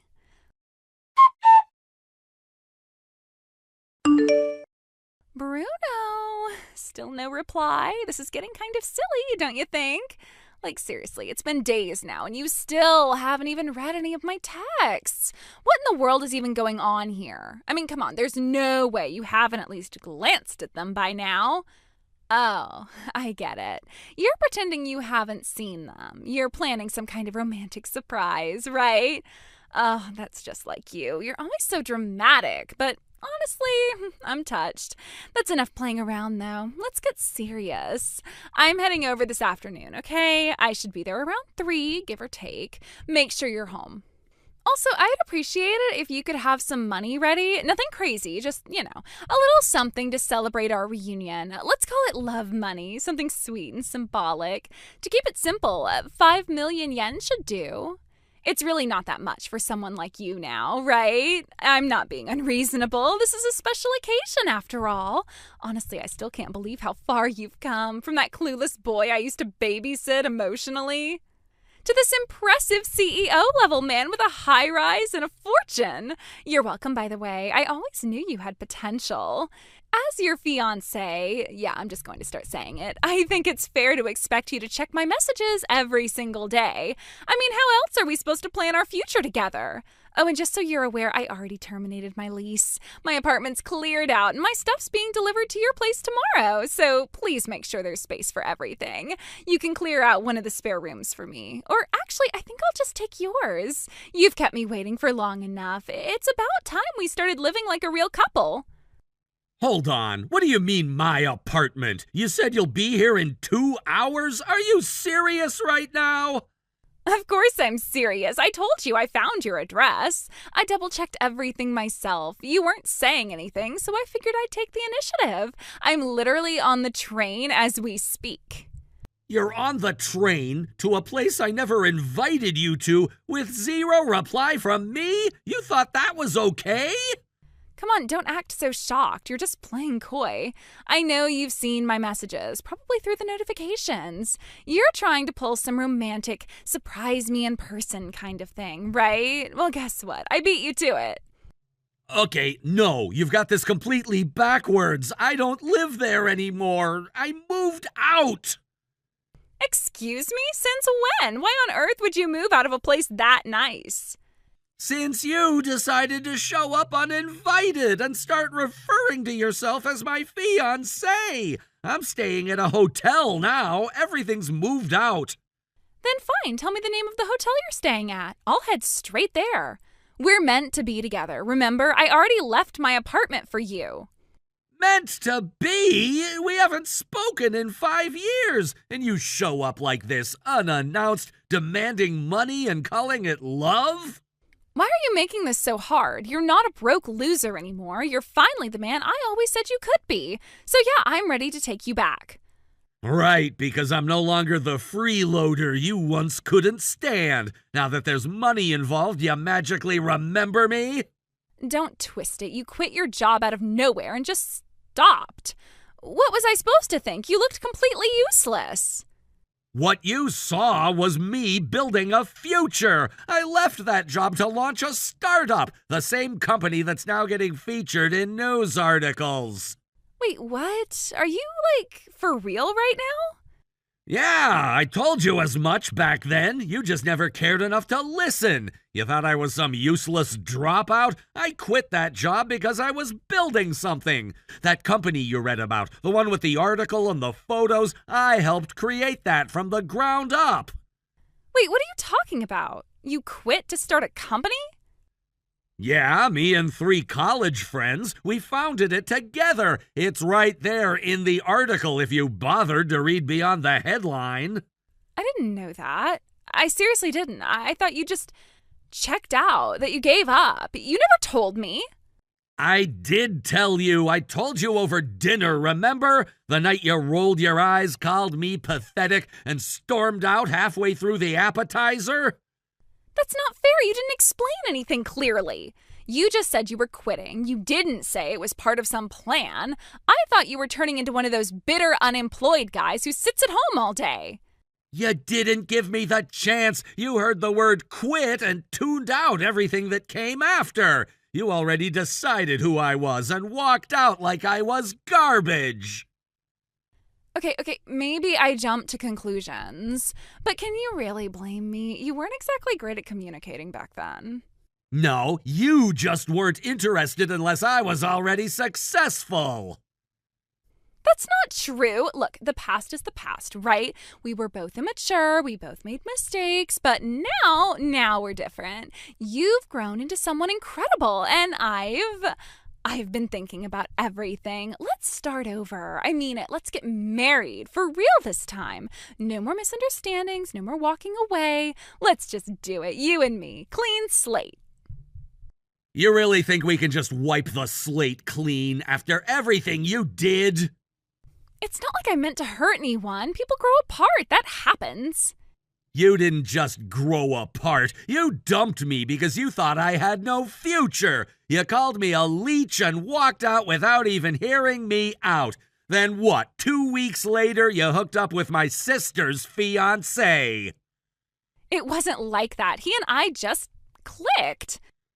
Right, until you found someone richer. You hadn't even been officially dating each other for 2 months before you broke up with him and hooked up with my friend Hoshina's husband. Another person's life you blew apart like it was nothing. That wasn't my fault. They weren't happy anyway. Besides, if you think about it, I was just finding someone who suited me better. You mean richer, more powerful, easier to show off. You collect people like their handbags and toss them out when they don't shine enough. You're twisting everything. No, I'm remembering it exactly as it happened. You left wreckage behind every time you moved on. So tell me, how does it feel to live by stealing what isn't yours? I never stole anything. I just followed my heart. Then listen to mine. I don't want you. Not now, not ever. I'd rather be alone than ever go back to you. This is so totally insane. Why are you being so stubborn? I heard that you were finally worth my time, so I decided to give you the privilege of being my husband. A CEO like you should be begging for a hot trophy wife like me. Actually, let me clear something up. I'm not the CEO. What are you talking about? The article said you were a top executive. I am. I'm the CFO. But the actual CEO, the one running the company day to day, that's Hoshina. You've got to be joking. Hoshina? You mean that sad little woman I ran circles around back in the day? The one I humiliated without even trying? Yeah, her. That sad little woman is my fiancée. She's the one I trust, the one who built the company beside me, the one who never gave up on me when things were hard. You have lost your mind. I came back for you. I gave you the chance of a lifetime. And you're throwing it away for some washed-up second-hand woman you used to pity? You didn't come back for me. You came back for a number on a screen, for a title, a status symbol. You never once asked how I was. You just assumed you still had a claim. Don't act like I'm nobody. Do you have any idea how many men would kill to be with me? And yet here I am offering you a second chance. Most people would grovel for that, and you're telling me no? That's exactly what I'm telling you. I'm not groveling. I'm not begging. I'm saying no. Firmly. Finally. Unreal. You're seriously choosing her over me? You're throwing me away? You were never mine to throw away. You walked out. I just made sure the door stayed closed. You were lying. You're saying all this because you're angry right now, but deep down, you still love me. I know you do. I was everything to you once. Don't pretend that just vanished. If I could delete every memory of you from my life, I would without hesitation. Unbelievable. After everything I gave up for you, I cut ties with my family. I ended my lease. I packed up my entire life. I moved over here for you. I never asked you to. I did it because I believed in us. And do you know how much I spent getting ready? I bought clothes, home goods, things to make your apartment feel like ours. I spent over $30,000 of money that I didn't have for you. I was trying to make it perfect, and you're treating me like I'm trash. Because this wasn't about love, it was about ownership. You thought you could walk in, drop money, and I'd just fall in line. But what am I supposed to do about all the money I spent for you? I was counting on you to help me with that. You're rich now. You were supposed to take care of me. Cindy already warned me. She said you had taken out a ton of debt and would try to pin it on me. Looks like she was right. I cannot believe this. You're seriously going to let me go broke? You're going to stand there with all your money and just watch me drown? You're not drowning. You're just finally standing in the mess you made. And no one is coming to save you. I blocked her the moment she hung up. No second chances, no final words. Then I warned my staff. I told them to expect her because I knew she'd come. And I was right. That same evening, she stormed into the company lobby screaming my name like it still belonged to her. Security responded within seconds. She resisted. Her bag spilled across the tile. There were various lethal items inside that made everyone freeze. We called the police. She was arrested on the spot and taken away, still yelling that I owed her everything. Her parents came a week later. They looked exhausted and ashamed. They said the police had contacted them and that they were sorry. I told them I didn't need an apology. I just needed distance. They took her back home to live with them.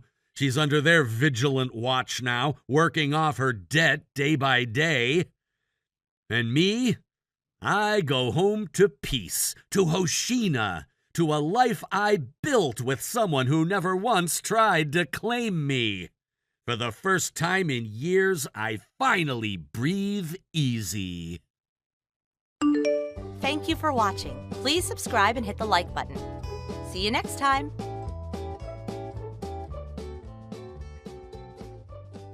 Lily, it's been 3 years, huh? How are you doing? Are you alive? Don't tell me you've given up on life. Why are you texting me all of a sudden? How dare you text me again? Oh, you're alive. What do you want? I thought I should tell you this news. What news? I'm getting married to Evan. Oh, about that. Huh? You already knew about it? Yes. You've been bragging about it all over the place, Allie, saying you're holding a wedding worth $50K. Oh, well, you're right. Evan and I are gonna hold a wedding worth $50K. Where did you find all that money? Huh? Why? You both had to pay me a total of $10,000 and $100,000 for compensation, but you had money left to hold a wedding? Oh, about that. It's true that we were broke after you ripped us off in the name of compensation, but my dad passed away the other day. Really? Oh no, I'm sorry for your loss. Come on, I don't need you to comfort me. I was so lucky because I inherited a lot from him. Huh? So we decided to take advantage of our situation and hold an extravagant wedding. Okay, I see. Well, if you knew already, I'll just get to the point. I'll send out the invitation soon, so I hope you can come. What? Wait, you're planning to invite me? Of course. No, wait, who would invite the ex-wife of the groom? Hear me out. I'm inviting all the club members from college, and if I don't invite you despite you being one of them, doesn't that seem weird? All of them basically know that Evan and I were once a married couple. If I go, they'll look at me with curiosity. I don't want to go. So, I thought it would be a great occasion to appeal that we've gotten over everything and our friendship is back. Huh? I told everyone that already, so you can come without worrying about a thing. I'm not going. Don't say that.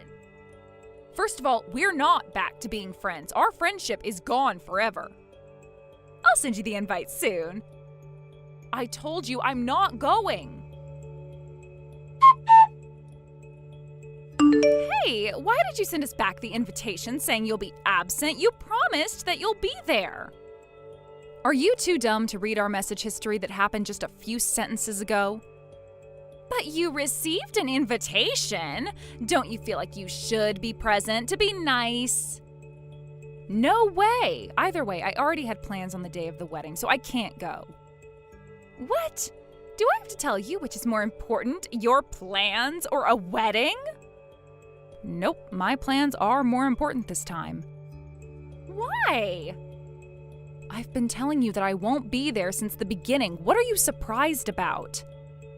No, you have to come. You're annoying me.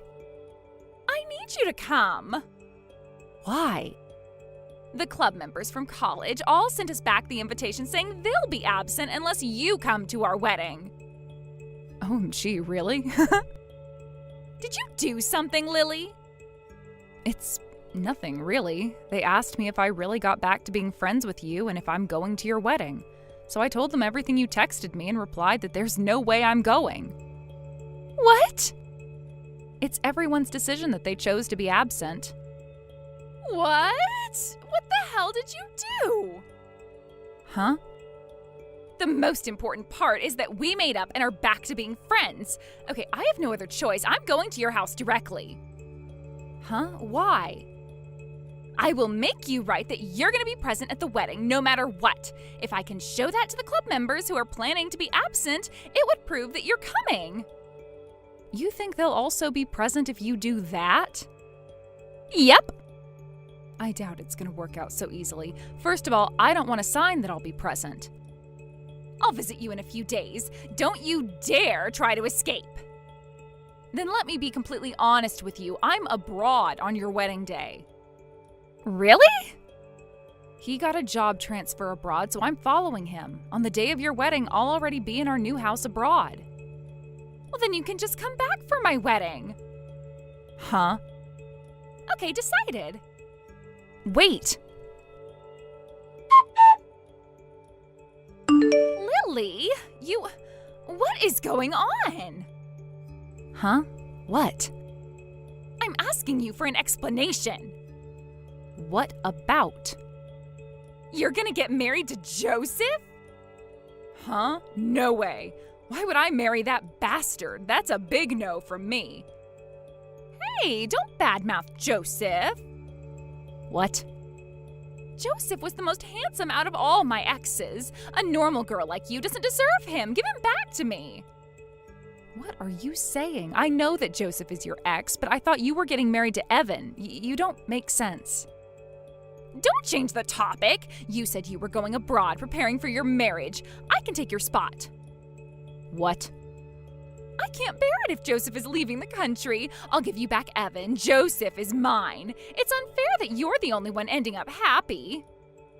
I'm telling you, my boyfriend is not Joseph. How did our conversation end up this way?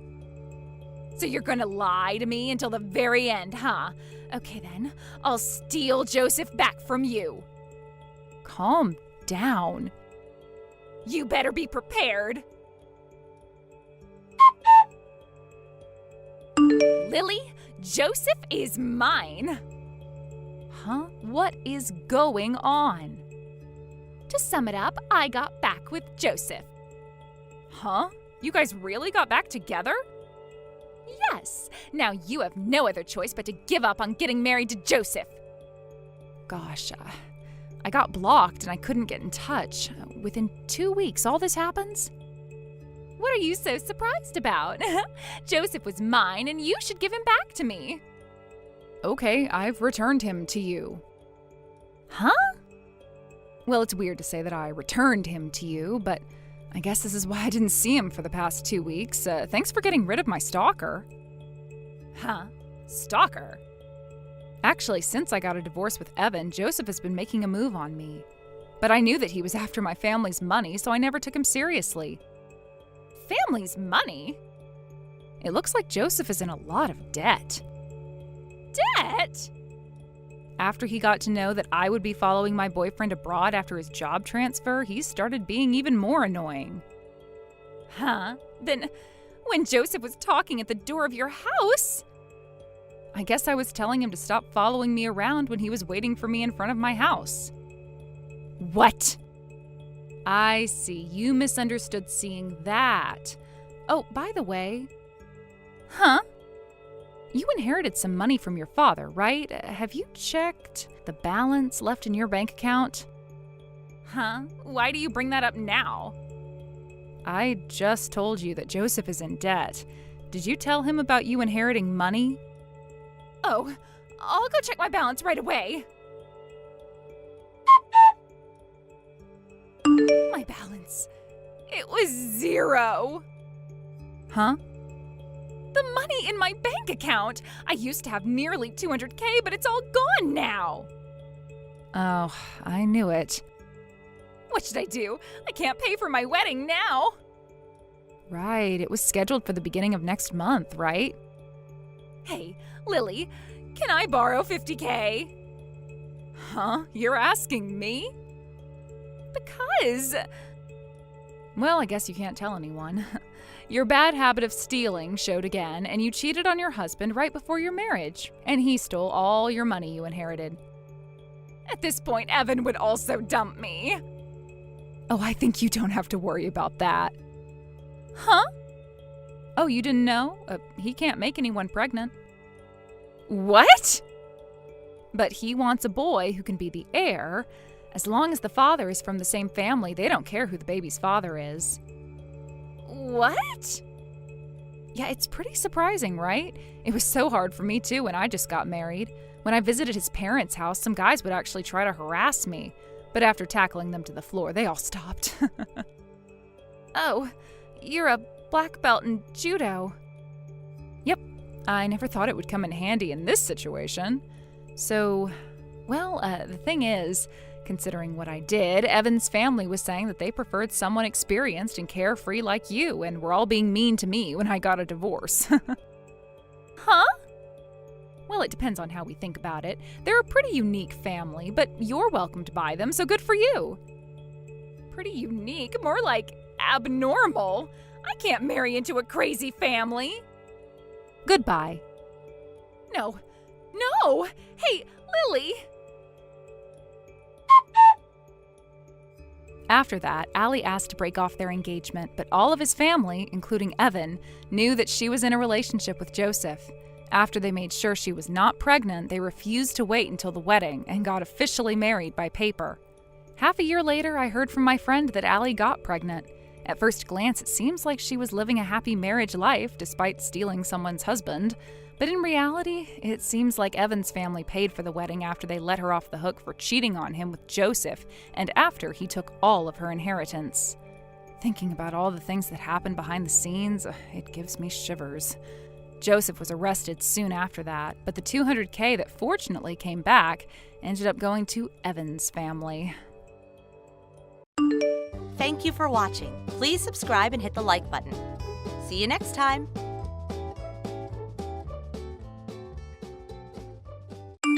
Hey, sis.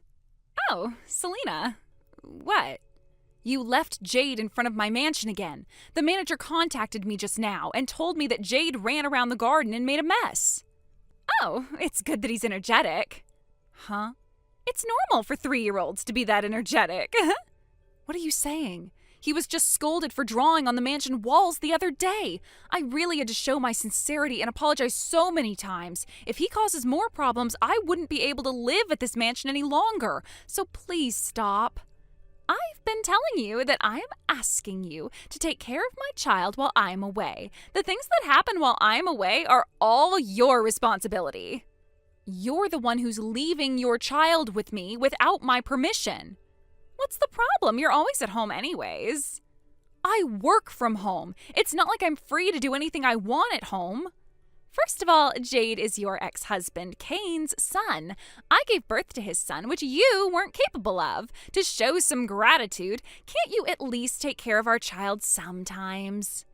What do you mean? You were only after Kane's income. You got yourself pregnant so that you can steal him from me. After I got a divorce, I decided I'd never get involved with you and my parents who sided with you ever again. If only my relatives didn't spill my address to you, I wouldn't have had to deal with all this unfairness. I need you to come pick Jade up right now. He's watching cartoons now and acting calm, but I know that he'll start making a fuss sooner or later. I can't work on my job. I don't care about your job nor what happens within your house. Actually, your house is like a playground for Jade, so let him play and have some fun. Sis! My friends are calling. Bye-bye. Hey!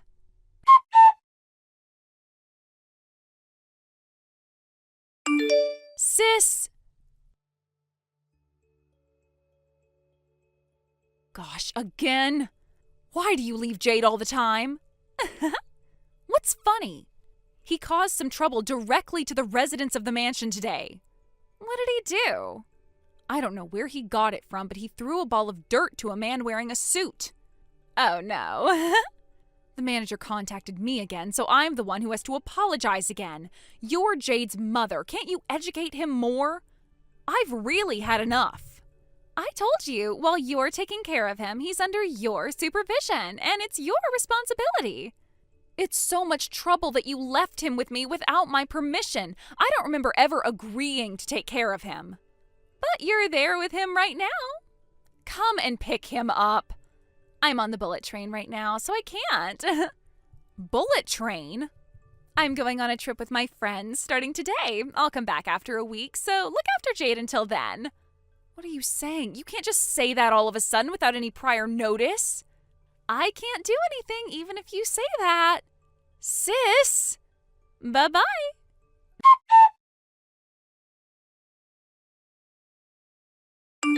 Sis, can I talk to you now? What? I'm still on a trip, so I can't pick Jade up. Jade really messed up this time. Okay, I don't know what happened, though. I told you that he's under your supervision while you're looking after him. Just do something about it yourself.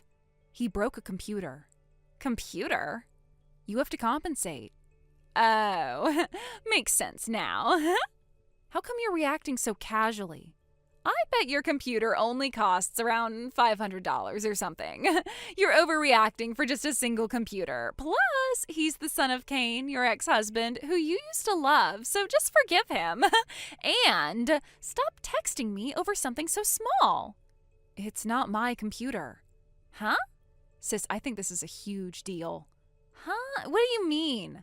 It wasn't my computer that Jade broke. What? The computer he broke was the managing director's of Cain's computer. What? Managing director? Huh? What do you mean? Why is the managing director's computer at your house when you work from home? You must know that I used to work at the same company as Cain. Yes, but I heard that you quit the company. Yes, after Cain cheated on me with you, it got too hard for me to work at the same company, so I asked to leave.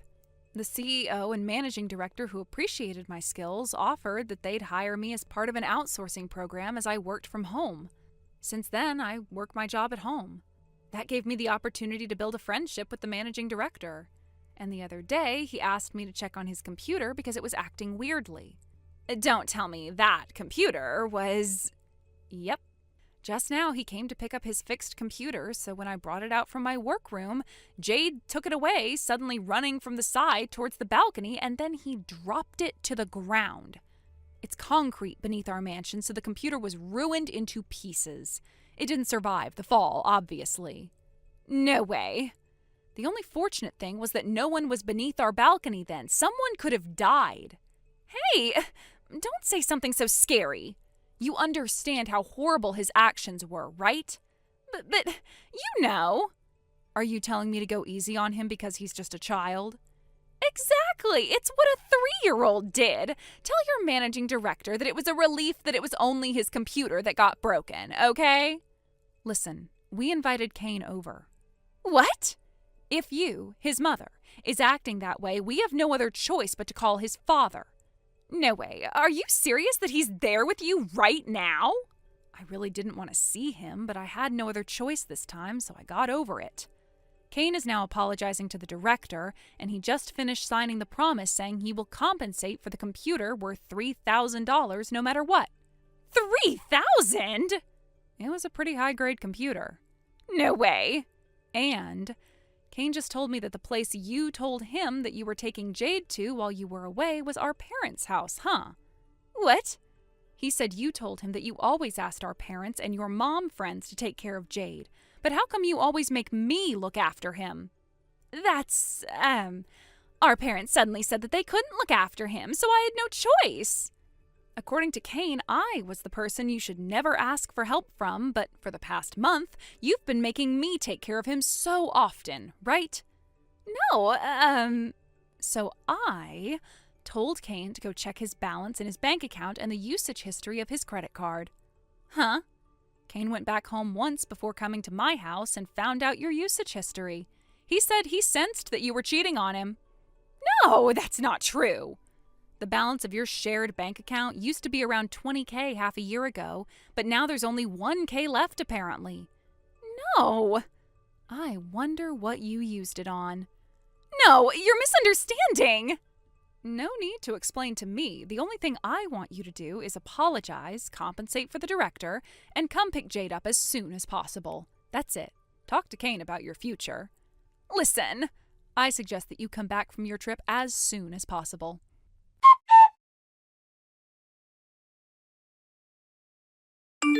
Selena, hey! What, sis? What's wrong? Where are you? What? When I visited your mansion, the manager told me you already moved out. Why are you not here? You're asking me why? It's because you found out where I lived. Huh? Why did you move without telling me? Because I saved enough money to move. What? Since you found out my address, I wanted to move out as soon as possible, but sadly, I didn't have enough money. And I finally saved up enough, so I was able to move out. What the hell? So, what do you want from me now? I was planning to move in with you. Huh? You know what happened. Oh, yes. I knew you were cheating on him. Kane divorced you, kicked you out of the house, and you lost custody over Jade as well. Our parents got tired of you after all this mess, and they refused to let you move back in with them. Oh, so you wanted to move in with me? Yes. You know the whole situation. Just tell me your new address. No. Why? Do I have to say it out loud? It's too much work for me to explain it to you, so think about it yourself. Excuse me? I have no plans to take care of you and your mess. Oh, so you're bold enough to say that? What?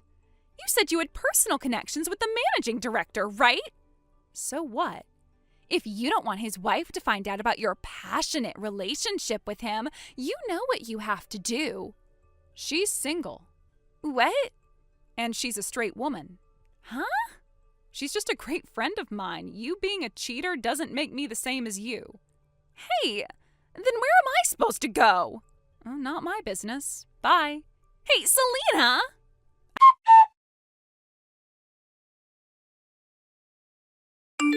After that, I heard that she'd been staying at her friend's one after another.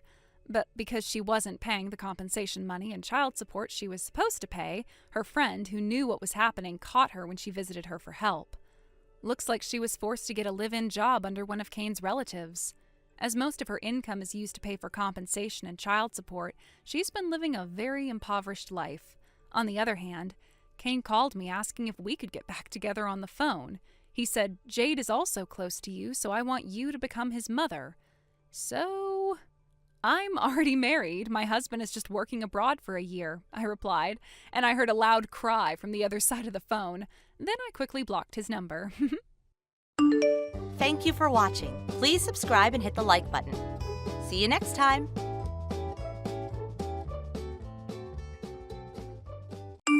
Hey, wait, so funny. What's this house? Good evening, Samantha. I think our work hours are over already. Can't I text you outside of your work hours? Why are you texting me all these LOL messages all of a sudden? You know what? I didn't know that you lived in such a worn-out house, Ivan.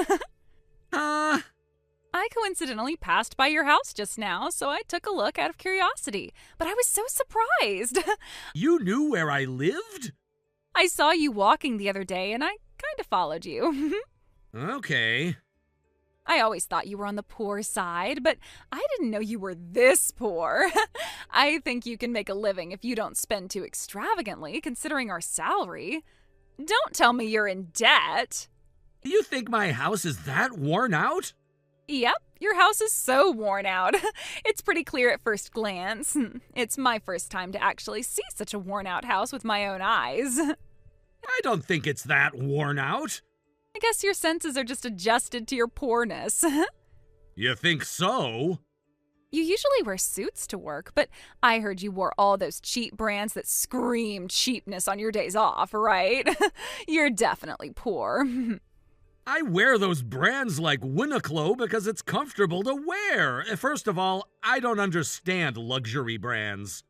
See, that's what I'm talking about. If you don't know luxury brands, you're definitely poor. Compared to that, I'm the CEO's daughter. I'm rich because my dad is a CEO.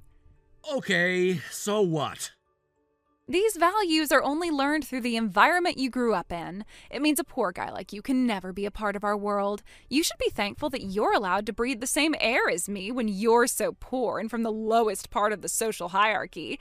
I hope you can work harder for me from now on at work. Okay, I don't understand what point you want to make, but I'm meeting someone now, so I'll go offline now. What? Hey, don't you dare try to end our conversation. Gosh, this is why I don't want to handle poor people.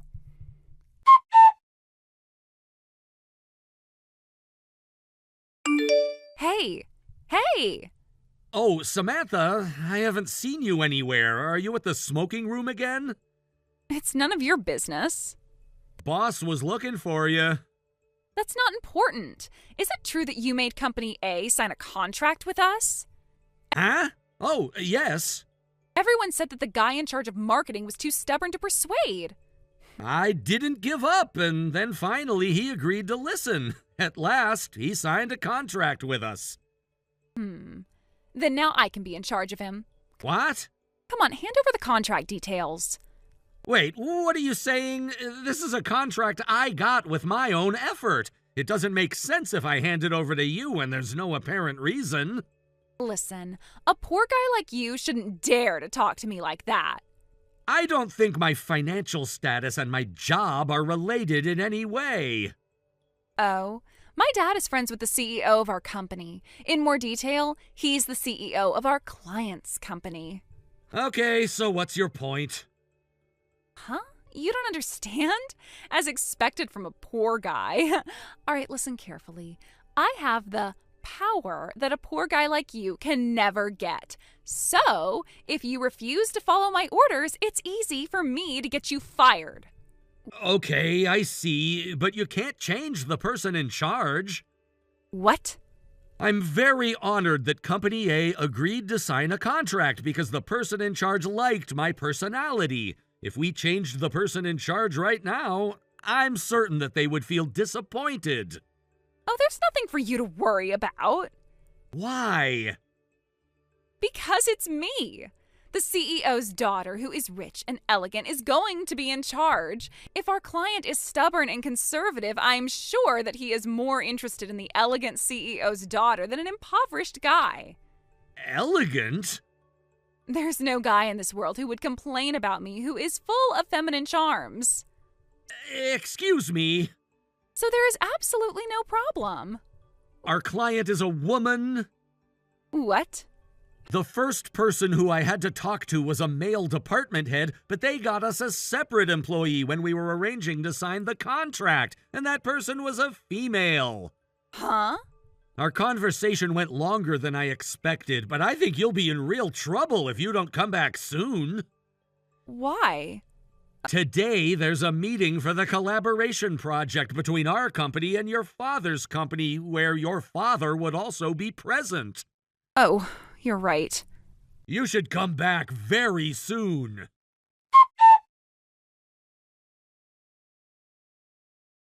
You know what? Your house is so worn out. It's so worn out that I can't help but wonder if people can actually live there. Hello, you're even messaging me on our days off. Are you sure you're living here? Do you happen to be in front of the wooden one-story house that's located one street behind the main street? Yep, that's where I am. Oh, I knew you were there. It's so worn out. Are you sure it's not leaking or anything? It's better to live in a doghouse at this level. Yes, that's my doghouse. Huh? What?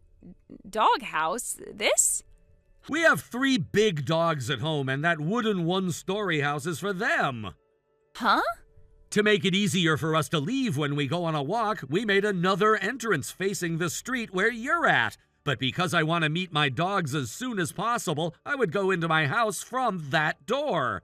Well, it's true that the doghouse is old, so we are planning to rebuild it soon. Then where's your house? Walk along the fence facing east and turn right at the first corner you see. Soon, you'll see the main entrance of my house.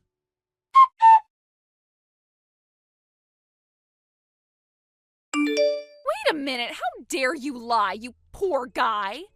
What? This huge place is the CEO's house of B Corp, our parent company. Oh, you knew? The CEO's last name is Buffet, but your last name is Jones. Jones is my last name on my mother's side. Huh? Wait, why? You used a fake name when you got into this company? No wonder you're getting confused. I think it's about time to tell you, so I'll reveal it. Huh? What? I'm the second son of the current CEO of B Corp. Huh? Second son? The current CEO has 3 sons, including me, but because I'll be granted an executive position in the future, he wanted me to train at one of his related companies. Since there's a possibility of people finding out who I really was if I used my real last name, at work I use my mother's old last name, Jones. Is that so? The only people who knew about this was the CEO and some of the executive members of this company, but my big brother, the first son, will be the new CEO next year. So I'm planning to reveal my real identity at the morning assembly next week. Wait a minute, then why did you always wear those fast fashion brands? I've been telling you that it's just my preference. I like spending my time outdoors, so I value efficiency and prefer wearing cheap but good stuff. If I choose to wear luxury brands on a regular basis, I can't move around a lot, too worried about ruining it. I see. Oh, now I get it. I always thought you were a bit different from other employees, Ivan Jones. I guess I was right. What? Hey, how about we start dating? Excuse me? Being a part of the B Corp family, I think you'd have to marry someone who's elegant and has a good family background. I'm a perfect option in that case. What? You changed so much really fast, and I'm very disgusted. Huh? Oh, by the way, it looks like you didn't know, but I'm already married. What? My wife is a wonderful woman who is like the definition of elegance and grace. There's nothing you have to worry about. Then, how about your brothers? Impossible. Oh, give it some time for consideration. You don't do your job at all. You've gotten your last warning from the company, right? What? You panicked and you planned to steal my huge contract, but you failed. So you're hoping to marry into a rich family if you're getting fired. You're so easy to read, I can't help but recognize your intentions. Acting so bossy, huh? Oh, no, I was just... I'm going offline now.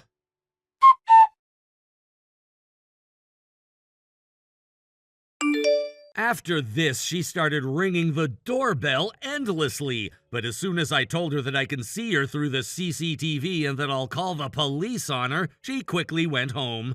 Looks like she had been doing whatever she wanted to do towards other employees as well, and in the end, she ended up getting fired as a punishment. This angered her father, who helped her get in the company using connections. He even came to the company to apologize and started to investigate, asking all the employees. He was at a loss for words as all her actions were revealed one by one, and to fix her personality, he threw her into a temple for training in the countryside. How did she grow up to become like that when her father is so great? I might sound rude, but I felt sympathetic for him having a poor and lonely heart. Thank you for watching. Please subscribe and hit the like button. See you next time.